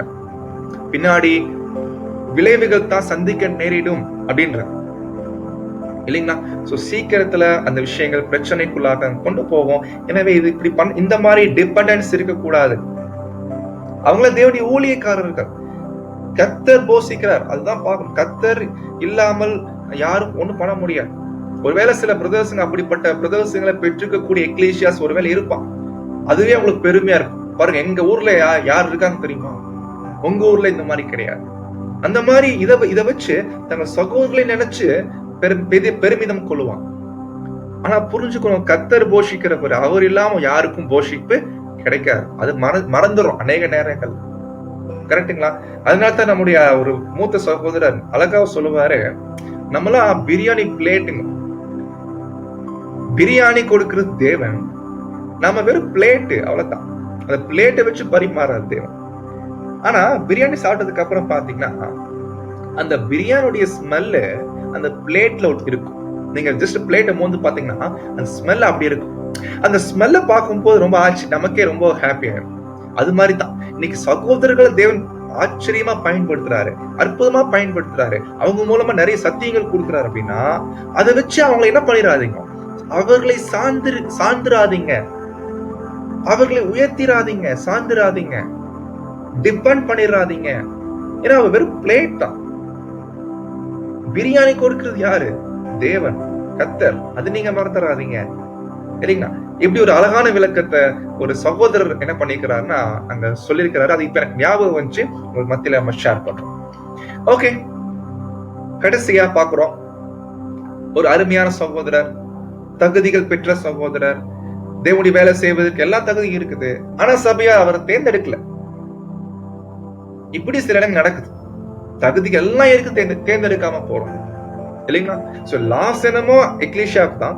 ஏன்னா தேவன் அவங்க மத்தியில ஏற்படுத்திருக்கக்கூடிய ஒரு சகோதரனை அவங்க நியமிக்கல. அதற்கான விளைவுகள் சபையார் தான் அனுபவிப்பாங்க, அது வேற விஷயம். ஆனா அந்த பிரதர் என்ன பண்ணணும் அப்படின்ற விஷயத்தை இங்க பேசுறாரு. ஒருவேளை என்னை தேர்ந்தெடுக்கல, நான் என்ன புரிஞ்சுக்கணும் சொல்றாரு பாருங்க. ஒரு வேலை என்னை தேர்ந்தெடுக்கல அப்படின்னா, இல்லைங்களா, தினைக்கும் எனக்கு தகுதிகள் இருக்குது. சத்தியத்துக்கு ஊழியம் செய்வதற்கும் சபைக்கு ஊழியம் செய்வதற்கும் தகுதிகள் இருக்குது. ஆனா சபையார் என்னை தேர்ந்தெடுக்கல. அப்ப என்ன அவர் என்ன நினைக்கணுமாமா, the brother should take advantage. இது அட்வான்டேஜா எடுத்துக்கோங்க, இது நல்ல ஒரு வாய்ப்பா எடுத்துக்கோங்க. ஏன்னா சபையார் என்னை தேர்ந்தெடுக்காதனால இப்ப நான் ஃப்ரீயா இருக்கிறேன். எனவே நான் மற்ற இடங்கள்ல அதிகமாக என்ன பண்ணலாம், கர்த்தரால் பயன்படுத்தப்படலாம். whatever opportunities may present themselves. மற்ற இடங்களை தங்களை என்ன பண்ணிக்கலாம், உட்படுத்திக்கலாம், இல்லைங்களா? அழகா தேவனுடைய வேலைகள் இன்னும் நிறைய வேலைகள் செய்யலாம், இல்லைங்களா? அதான் சொல்றேன். அப்போ அதனால தன்னை தேர்ந்தெடுக்கல என்பதற்காக நான் சபை விட்டு போயிடுறேன் அப்படின்னு அந்த முடிவு எடுக்க கூடாது, இல்லைங்களா? மற்றபடி அவர் என்ன பண்ணலாம்னா தேவனுடைய வேலைகள் மற்ற வகையில செய்யலாம். தேவன் அவருக்கு என்ன வாய்ப்பு கொடுக்கிறாரோ, தேவன் வேற ஏதாவது கதவு திறக்கிறாரோ அந்த வழியில அவர் என்ன பண்ணலாம், தேவனுடைய வேலைகள் செய்யலாம். ஒருவேளை அறுவடை வேலையில சபை வந்து உங்களை தேர்ந்தெடுக்கவில்லை என்றாலும் அறுவடை வேலையை நீங்க தனிப்பட்ட வகையில கூட என்ன பண்ணலாம், உங்க தாளந்துகளை பயன்படுத்தலாம், இல்லைங்களா? அதுதான் இந்த இடத்துல பேசுறாரு. சகோதரிகளே, ஆங்கிலத்துல படிக்கிறவர்கள் வாய்ப்பு இருக்கு, படிச்சுக்கோங்க. அதுக்கப்புறம் பாத்தீங்கன்னா தேவனுடைய வேலை செய்யும் பொழுது ஒருவேளை அநேக வாய்ப்புகள் இருக்குது, அநேக இடங்கள் தேவனுடைய வேலை செய்வதற்கு ஒருவேளை மற்ற சில எக்லீஷியஸ் விரும்பிருக்கலாம். உங்க ஊழியத்தை நாங்க விரும்புறோம், எங்கள் மத்தியில வந்து கூட நீங்க ஊழியம் செய்யுங்க, அப்படி வாய்ப்பு இருந்தாலும் கூட தாராளமாக செய்யலாம், தப்பு இல்லை இல்லைங்களா? சோ இந்த பாயிண்ட் கூட நம்ம கண்டுபிடிக்கிறோம். எனவே அவர் சபையை விட்டு போகணும் என்ற அர்த்தத்துல அவர் அங்க நினைக்க வேண்டாம் என்று அங்க சொல்றாரு. இந்த பாயிண்ட் படிக்கிறோம். சோ எனவே அதான் பாயிண்ட் சொல்லிங்கன்னா, ஒருவேளை எந்தெந்த எக்லீசியா அப்படிப்பட்ட சகோதரர்களை தேர்ந்தெடுக்கவில்லை என்றால் அவங்க புரிஞ்சுக்கணும், ஈவன் ரீவோட்டிங் கூட வரலைன்னா கூட புரிஞ்சுக்கணும், the Lord was indicating to him another field of usefulness. கர்த்தர் அவர் வேற எங்கேயோ பயன்படுத்த சித்தமாயிருப்பார் என்பதை புரிஞ்சுக்கணும். The Lord's providences might be leading out for wider influence and usefulness for him. ஏன்னா கர்த்தருக்கு நம்ம ஊழியம் செய்ய வந்திருக்கிறோம் சொல்லும் போது கர்த்தர் எப்படி வேணாலும் யார் வேணாலும் தம்முடைய விருப்பத்தின்படி அநேக இடங்கள் என்ன பண்ணுவார்னா பயன்படுத்துவார் இல்லைங்களா? சோ நம்ம கர்த்தருக்கு ஊழியம் செய்யணும், கர்த்தருடைய வேலையாட்கள். எனவே சபையார் தேர்ந்தெடுக்கலைன்னா கவலைப்படாதீங்க, கர்த்தர் உங்களை வேற வகையில பயன்படுத்துவார் இல்லைங்களா? சோ இது எவ்வளவு நமக்கு ஊக்குவிக்க கூடியதா இருக்கு, இந்த பாயிண்ட்ஸ் எவ்வளவு என்கரேஜா இருக்குது இல்லைங்களா சகோதர சகோதரிகளை? இதை நம்ம கண்டுபிடிக்கணும். சோ அதுக்கப்புறம் சொல்றாரு, சபையுடைய ஊழியர்கள் எக்காரணத்தை கொண்டும் என்ன பண்ணக்கூடாதுங்களாமா, attempt to rulers, dictators. ரூலர்ஸ்னு அதிகாரம் பண்றது, அதுனா டிக்டேட்டர்ஸ். இப்படி செய்யுங்க அப்படி செய்யுங்க, இந்த மாதிரி மீட்டிங்ஸ் அரேஞ்ச் பண்ணிருக்கிறோம் வந்துருங்க, இந்த மாதிரி நடக்குது வந்துருங்க, இதுக்கு பேர் டிக்டேட்டர்ஸ். இந்த மாதிரி ஒரு பிரதர் வீட்ல காட்டேஜ் மீட்டிங் நான் அரேஞ்ச் பண்ணிருக்கேன் எல்லாரும் வந்துருங்க, இது பேரு டிக்டேட்.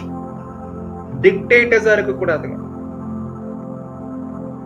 இந்த மாதிரி பிரதர் வந்து ஒரு வீட்டுல ஒரு மீட்டிங் வைக்க விரும்பிட்டாரு, காட்டேஜ் மீட்டிங். சபையார் விருப்பப்பட்டீங்கன்னா நம்ம போகலாம், அப்படி இல்லைன்னா போக வேண்டாம். அவர் ஒரு அழைப்பு கொடுத்திருக்கிறாரு, அந்த அழைப்பை நம்ம ஏற்றுக்கொள்ளலாமா வேண்டாமா இப்படிதான் கேட்கிறோமே ஒழிய இந்த மாதிரி பிரதர் இன்வைட் பண்ணிருக்கிறாரு நம்ம எல்லாரும் போயிடலாம், இதுக்கு பேரு டிக்டேட்டர்ஸ். இந்த மாதிரி செய்யக்கூடாது சகோதர சகோதரிகள். ஆனா சில இடங்கள்ல இந்த மாதிரி நடக்குது. அப்ப என்ன பண்றாங்க பாத்தீங்கன்னா, பாருங்க சொல்றாரு பாருங்க, சில இடங்கள்ல அந்த எலெக்ஷன் நடத்தி வராங்க பாத்தீங்கன்னா, எலெக்ஷன் நடத்தக்கூடிய சேர்மன் பிரதர்ஸ் அவங்க கூட பாத்தீங்கன்னா சில இடங்கள்ல டிக்டேட் பண்ணுவாங்க, நாங்க சொல்றபடி செய்யுங்க அப்படின்ற மாதிரி பண்ணுவாங்க. ஏன் அப்படின்னா தங்களுக்கு பிடிச்ச நபர்களை அந்த எக்லீசியால நியமிக்கிறதுக்கு அந்த மாதிரி வேலைகள் சில பேர் செய்வாங்க. அப்ப அவர் என்ன பண்றாரு, தங்களுக்கு பிடிச்ச நபர்கள், தங்க ஃபேவரா இருக்கக்கூடியவங்களை சபையில எலெக்ட் பண்றதுக்கு சபையார்கிட்ட டிக்டேட் பண்ணுவாங்க. இதுக்கு உதாரணம் நான் சொல்றேன் பாருங்க. இது நடந்த சம்பவம். ஒரு எக்லீசியால ஒரு பிரதர் கூப்பிட்டுருக்காங்க எலெக்ஷன் நடத்துறதுக்கு. ஆக்சுவலி அவருக்கு பிடிச்ச ஒருத்தர் அங்க இருக்கிறாரு, அவர் தான் எல்டரா வரணும் விருப்பம் அவருக்கு. அப்போ சபையார் கேட்கறாங்க, 3 எல்டர் கேட்கறாங்க, ஓட்டிங் நடக்குது. ஆனா அந்த 3 பேர்ல ஒருத்தர் தான் வராரு, எலெக்ட் ஆயிட்டாரு. மிச்சம் அந்த 2 பேர் ஆகல. அதுல 2 பேர்ல ஒருத்தர் வந்து நடத்த வந்த சேர்மனுடைய ஃப்ரெண்டுங்க, ரொம்ப க்ளோஸ் ஃப்ரெண்ட், ஸ்பெஷல் ஃப்ரெண்ட் கூட சொல்லலாம் பிரதர் சொன்ன மாதிரி. அப்ப இவர் என்ன பண்றாரு தெரியுங்களா, சேர்மன் சபை கிட்ட டிக்டேட் பண்றாரு பாரு. என்ன பண்ணிருக்கணும், நியாயம் என்ன பண்ணிருக்கணும், இந்த மாதிரி நீங்க கேட்டீங்க 3 ஆனா வந்தது 1. ஓகே, இப்ப அடுத்த முறை நீங்க விருப்பத்தின்படி என்னைக்கு ரீ எலெக்ஷன் பண்ணலாம் நீங்க முடிவு எடுங்க. ஊழியர்கள் தேவைப்பட்டால் நீங்க எங்களை கூப்பிடுங்க, நாங்க வந்து பண்ணி கொடுக்கிறோம் அப்படி சொன்னா பரவாயில்ல. ஆனா என்ன பண்ணா தெரியுங்களா, இவரு டிக்டேட் பண்ணிட்டார். என்ன பண்ணிட்டாருன்னா, ஓகே இப்போ நீங்க கேட்டது 3 ஆனா வந்தது 1, எனவே இந்த எலெக்ஷன் கேன்சல் பண்ணப்படுது என்பதை தெரிவித்துக் கொள்கிறோம் அப்படின்னு கேன்சல் பண்ணிட்டு கிளம்பிட்டார். வந்த தேர்ந்தெடுக்கப்பட்ட எல்டரும் இல்லைங்களாம், அது கேன்சல் ஆயிடுச்சாம். பின்னாடி என்னாச்சு தெரியுங்களா, அந்த எக்லீசியா செப்பரேட் ஆயிடுச்சு. எக்லீசியா செப்பரேட் ஆயிடுச்சு. அதனால்தான் சொல்றோம் சகோதர சகோதரி, எலெக்ஷன் நடத்தி கொடுக்கறாங்க பாத்தீங்களா, தயவு செய்து கவனி, யார் வந்து எலெக்ஷன் நடத்தி கொடுக்கறாங்க. சில பேர் பாத்தீங்கன்னா சில எல்டர்ஸ் வந்து சபைகிட்ட சொல்லுவாங்க, நாங்க இந்த மாதிரி 2 பிரதர்ஸ் இன்வைட் பண்ணிருக்கோம், அவங்க வந்து எலெக்ஷன் நடத்தி கொடுப்பாங்க அப்படின்னு டிக்டேட் பண்ணுவாங்க. இப்படியா பண்ணணும், சபையார்கிட்ட கேட்கணும், யாரை கூப்பிடலாம். சபையார் விருப்பத்தின் படித்தான் சேர்மன் கூட கூப்பிடணும். ஆனா இவங்க என்ன பண்ணிடுறாங்க, தங்கள் விருப்பத்துக்கு தகுந்த மாதிரி தங்களுக்கு ஃபேவரா இருக்கிற மாதிரி இருக்கக்கூடிய பிரதர்ஸ் கூப்பிட்டு எலெக்ஷன் பண்ண வைக்கிறாங்க. அவங்களும் அதுக்கு தகுந்த மாதிரி வந்து டிக்டேட் பண்ணிட்டு போயிடும். யோசிக்கணும், வருஷம் இவங்க 2 பேரே வந்துட்டு இருக்கிறாங்களே, இவங்களே வந்துட்டு இருக்கிறாங்க. ஏன், எப்படி வராங்க, யாருக்கிட்ட வராங்க, ஏன் வேற யாரும் வரதில்ல எலெக்ஷன் நடத்தி கொடுக்கறது? என்னைக்கா யோசிச்சுக்கிறோமா? சோ இது கண்டுபிடிக்கணும். டிக்டேட்டர்ஸா இருக்கவே கூடாது சகோதர சகோதரிகளே. இந்த பாயிண்ட் நம்ம கவனிக்க வேண்டிய பாயிண்டா இருக்குது. ரொம்ப இம்பார்ட்டன்ட் பாயிண்ட். ரீப்ரிண்ட் 5981ல தவறான ஊழியர்களை தேர்ந்தெடுக்கும் பட்சத்துல இஸ் எவிடென்ட்லி a sin அப்படின்ற பாருங்க. தவறான ஊழியர்களை தேர்ந்தெடுக்கிறது கூட பாவம்ங்களாம். இன்னைக்கு எவ்வளவு ஒரு வேதனையான விஷயம் இல்லைங்களா? அதனுடைய விளைவு பிற்காலத்துல சந்திக்க நேரிடும் இல்லைங்களா? சோ அப்போ சபை வந்து இந்த ஒரு விளைவை சந்திப்பாங்க. அப்ப அந்த பாவத்துடைய விளைவை சந்திப்பாங்க அவங்க. எனவே the selection of improper leaders is evidently sin. சொல்றார். எப்பதான் சபையார் புரிஞ்சுக்குவாங்க?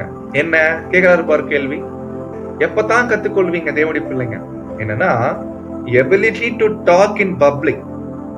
ஒரு பிரதர் வந்து சப்ஜெக்ட் அருமையா பேசுறார், நல்ல அருமையா பிரசன்ட் பண்றார். அது வந்து வெறும் தகுதிகள்ல ஒண்ணே ஒண்ணு. அந்த ஒரு தகுதி வச்சு நீங்க என்ன பண்ணிடுறீங்க, அவரை தேர்ந்தெடுத்துறீங்களே. சப்ஜெக்ட் ரொம்ப அருமையா பண்றார், பிரசன்டேஷன் பக்கா அப்படின்னா தேர்ந்தெடுக்கிறது. எப்பதான் உணர போறீங்க இது வெறும் only one of the qualification ஆஃப் an elder? கேட்காத பாருங்க கேள்வி. எவ்வளவு தகுதிகள் இருக்குது, அதெல்லாம் பார்க்கணுமா இல்லைங்களா? சப்ஜெக்ட் நல்லா பண்றாருன்றதுக்காக மாத்திரம் தேர்ந்தெடுக்கலாமா? இன்னைக்கு அப்படிதான் நிறைய இடங்கள் நடக்குது. அதுக்கப்புறம் பாத்தீங்கன்னா சொல்றாரு, சபையார்கிட்ட ஒரு அதிகாரம் இருக்கு. என்னன்னா, ஒருத்தரை அந்த ஊழியத்துல நியமிப்பதற்கும் the power of election in the hands of church. அதே சமயத்துல the power of dismission is in the hands. அதாவது என்ன சொல்ல வர்றாருன்னா, ஒரு பிரதரை ஒரு ஊழியத்துக்கு நியமிக்கிறோம், ஆனா அவரு சரி வரல, அவரு சரியா பண்றது இல்ல, நிறைய தவறு பண்றாரு, ஓநாய் குணம் காமிக்கிறார் அப்படின்னா நீங்க அந்த 1 வருஷம் வரைக்கும் வெயிட் பண்ண தேவையில்லை. எப்ப வேணாலும் இம்மீடியட்டா என்ன பண்ணலாம், சபையார் அவரை அந்த பொறுப்புல இருந்து இறக்கலாம், டிஸ்மிஸ் பண்ணலாம். அதுக்கான ரைட்ஸ் தான் அவங்க சபைக்கிட்ட இருக்குது. the power of dismission is in their hands. ஆனா என்ன பண்ணிடுறாங்க, சரி 1 வருஷம் வரைக்கும் பொறுத்து தான் போகணும் போல அப்படின்ற லெவலுக்கு அங்க போயிடலாம். அப்படி இல்லைன்னா பிரச்சனைகள் பண்ண ஆரம்பிச்சிடலாம். சபையா கலகம் பண்றது, சண்டை பண்றது. சண்டையே பண்ண வேண்டாம். இல்ல 1 வருஷம் வரைக்கும் நீங்க பொறுமையா இருக்க முடியலையா, ஓகே, ஒன்னும் பிரச்சனை இல்ல, சிம்பிளா ஒரு மீட்டிங் அரேஞ்ச் பண்ணி, பிரதர் நீங்க வேலைகள் செய்ய வேண்டாம், நாங்கள் உங்களை இறக்குறோம் சொல்லிட்டு ஓட் பண்ணி டிஸ்மிஸ் பண்ணலாம். ரொம்ப எளிமையா முடிஞ்சிடும். ஏன் நம்ம சண்டை பண்ணிட்டு? சோ அதான் நம்ம கண்டுபிடிக்கிறோம் சகோதர சகோதரிகளே. அப்போ கடைசியா நம்ம உங்க மத்தியில ஒரு விஷயத்த காமிக்க விரும்புறோம். எனக்கு ரொம்ப படிக்கும்போது ரொம்ப ஹாப்பியா இருந்துச்சு, அதே சமயத்துல ரொம்ப மனசு வேதனையா கூட இருந்துச்சு. ஏன் அப்படின்னா, என்ன மனவேதனைனா, இது படிச்சதுனால தான் வந்துச்சு. ஆக்சுவலி அந்த வேதனைக்கான காரணம் என்ன என்பதை கடைசியில் சொல்றேன். இது பாத்தீங்கன்னா ரீப்ரிண்ட் 5254ல கிளாஸ்கோ அப்படின்ற ஒரு எக்லீஷியால அவங்களுடைய எக்லீஷியா ரிப்போர்ட்டை பிரதர் ரசல் பிரதருக்கு எழுதி அனுப்புறான். நான் என்ன பண்ணிருக்கேன்னா, ஒரு சில வரிகளை மாத்திரம் தான் உங்களுக்கு மத்தியில காமிக்கிறேன். வாய்ப்பு இருக்கிறவங்க அதை முழுசா படிச்சு பாருங்க, ரொம்ப ஆச்சரியமா இருக்கும், ஹாப்பியா இருக்கும். கண்டிப்பா என்னை போல உங்களுக்கு ஒரு வேதனை இருக்கும் என்று நம்புறோம். அது என்ன வேதனை என்பது கடைசியில் சொல்றேன்.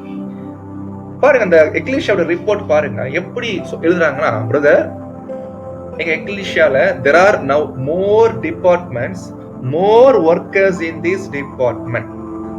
எங்க எக்லீஷியால நிறைய டிபார்ட்மெண்ட் பிரிச்சிருக்கிறோம்.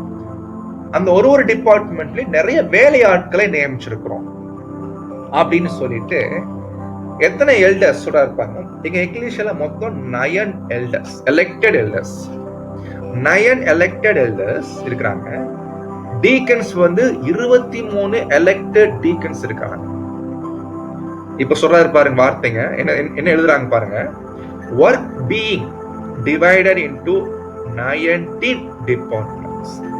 வேலைகள் கிட்டத்தட்ட 19 டிபார்ட்மெண்டா பிரிச்சிருக்கிறாங்களாம். எப்படி ஆச்சரியமா இருக்கு. 19 டிபார்ட்மெண்ட் பிரிச்சு பண்ணிருக்காங்க. இப்போ அதுல வேலைகள் எல்லாம் பங்கிடப்படுது. அதுக்கப்புறம் சொல்றாரு, மூப்பர்கள் என்ன பண்ணுவாங்களாமா, மந்த்லி பிசினஸ் மீட்டிங் கண்டக்ட் பண்ணுவாங்க. மாசம் பிசினஸ் மீட்டிங் நடக்குமா. அதுக்கப்புறம் சொல்றாரு, எல்லா எலெக்டட் பிரதர்ஸுமே எவ்ரி சனிக்கிழமை ஒன்று கூடிடுவாங்க. எதுக்கு? ஆலோசிப்பதற்கும் அடுத்து வரக்கூடிய நாட்கள்ல என்ன பண்ணலாம், எப்படி பண்ணலாம் அப்படின்ற விஷயத்த கவனிப்பதற்கும் எவ்ரி சாட்டர்டே அவங்க ஒண்ணு கூடிடுவாங்க. எல்டர்ஸ், டீக்கன்ஸ் எல்லாம் இப்படிலாம் அவங்க எழுதி வராங்க. அப்படி எழுதி வரும்போது தான் சகோதர சகோதரிகளே அவங்க என்ன சொல்றாங்க பாருங்க, தங்கள் எக்லீஷியால இருக்கக்கூடிய 19 டிபார்ட்மெண்ட்ஸ்ல ஒரு சில டிபார்ட்மெண்ட் பத்தி பேசுறாங்க. அதுல சில விஷயம் உதாரணம் காமிக்கிறோம். அதுல முதல் ஒரு டிபார்ட்மெண்ட் என்னன்னு பாத்தீங்கன்னா விசிடேஷன். இது ஒரு டிபார்ட்மெண்ட். இந்த டிபார்ட்மெண்ட்ல பாத்தீங்கன்னா கிட்டத்தட்ட 50 பேர் நியமிச்சிருக்கிறாங்க. அதுல 9 பிரதர்ஸுங்க, 41 சிஸ்டர்ஸுங்க.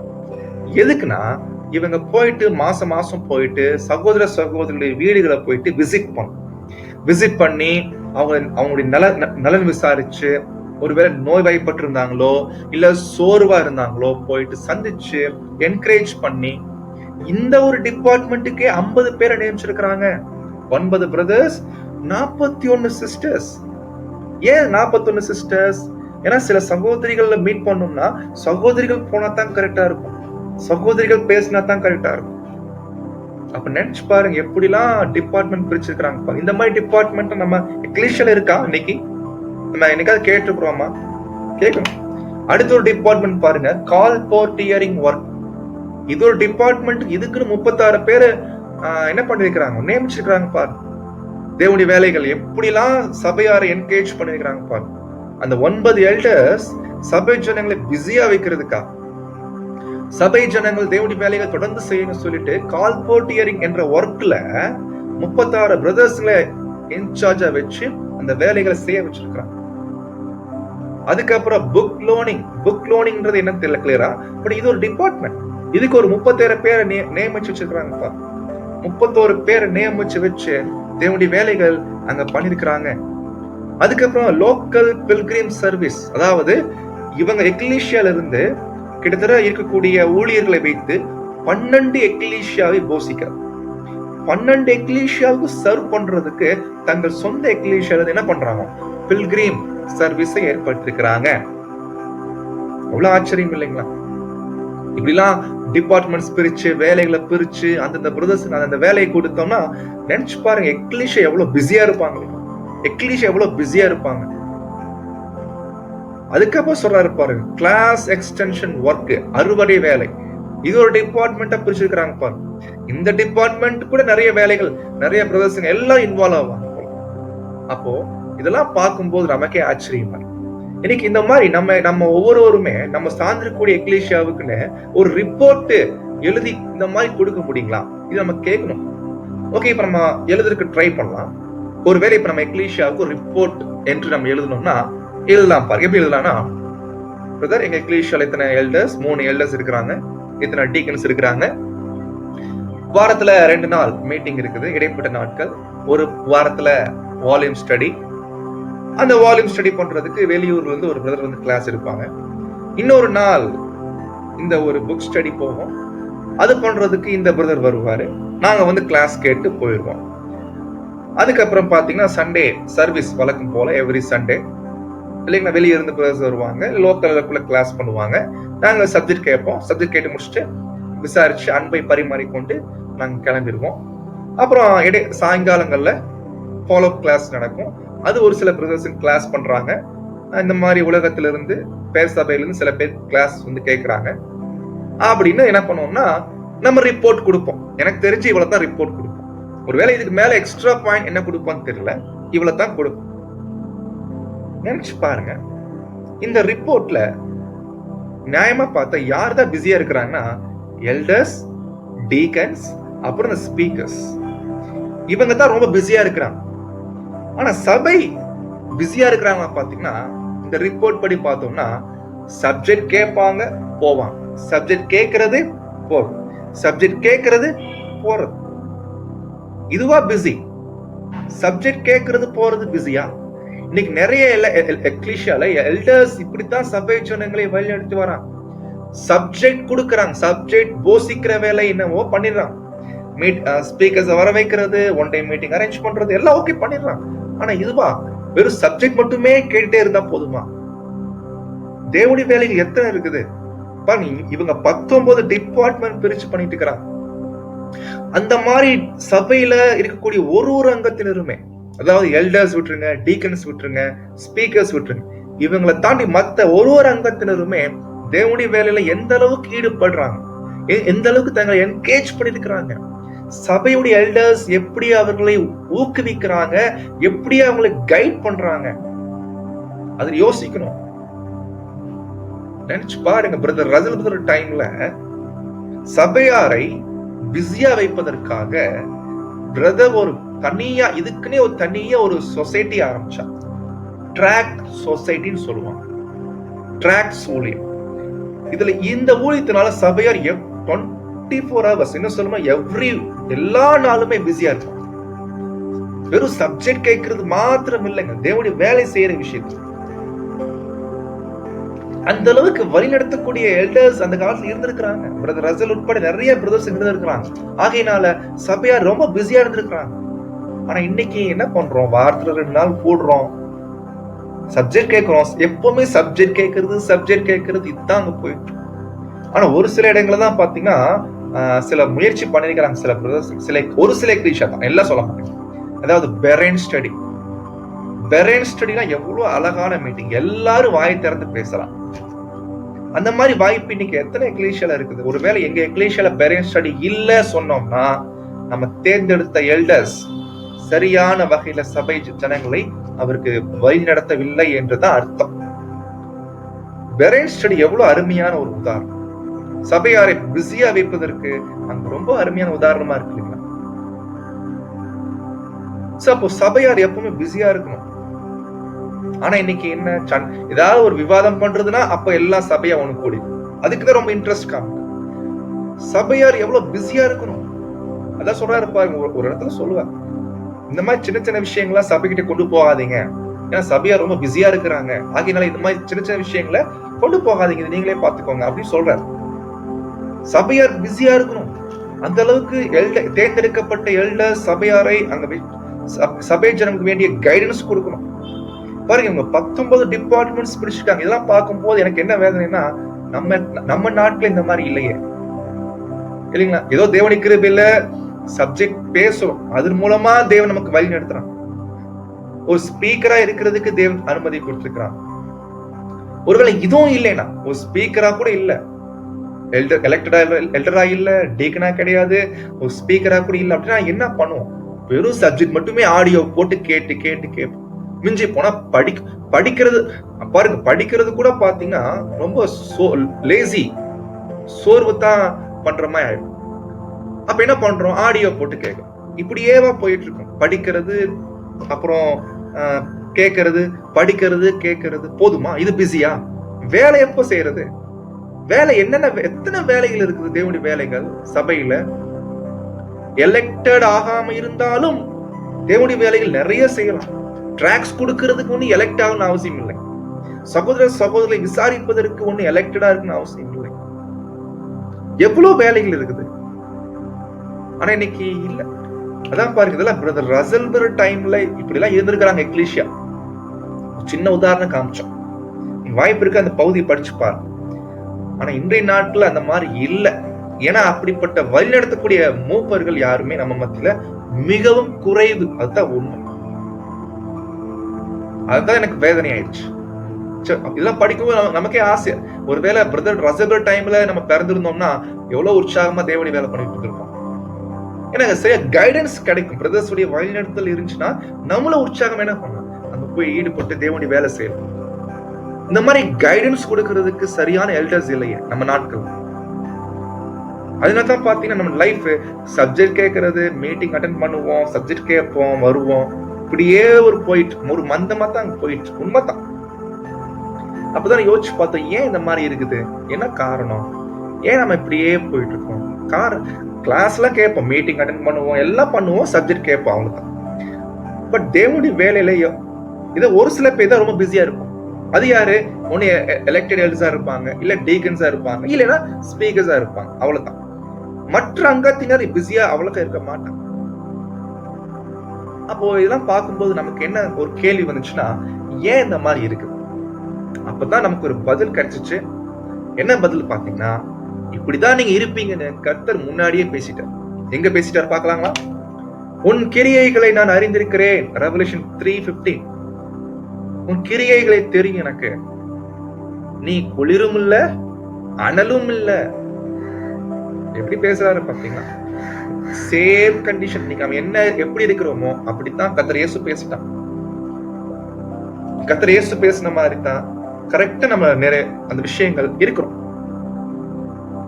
ஆனா இப்படியே இருக்குன்னு சொல்லி சொல்றாரா கர்த்தர்? இதான் கரெக்ட்ன்றாரா? இல்ல, இது ஒரு வார்னிங். ஆக்சுவல் நீங்க இப்படிலாம் இருப்பீங்கன்னு சொல்லி வார்னிங் கொடுத்திருக்காரு முன்கூட்டியே. ஆகினால விழிப்பாய்க்கோங்க, அனலாகுங்க அப்படின்ற. அனலாகுங்க.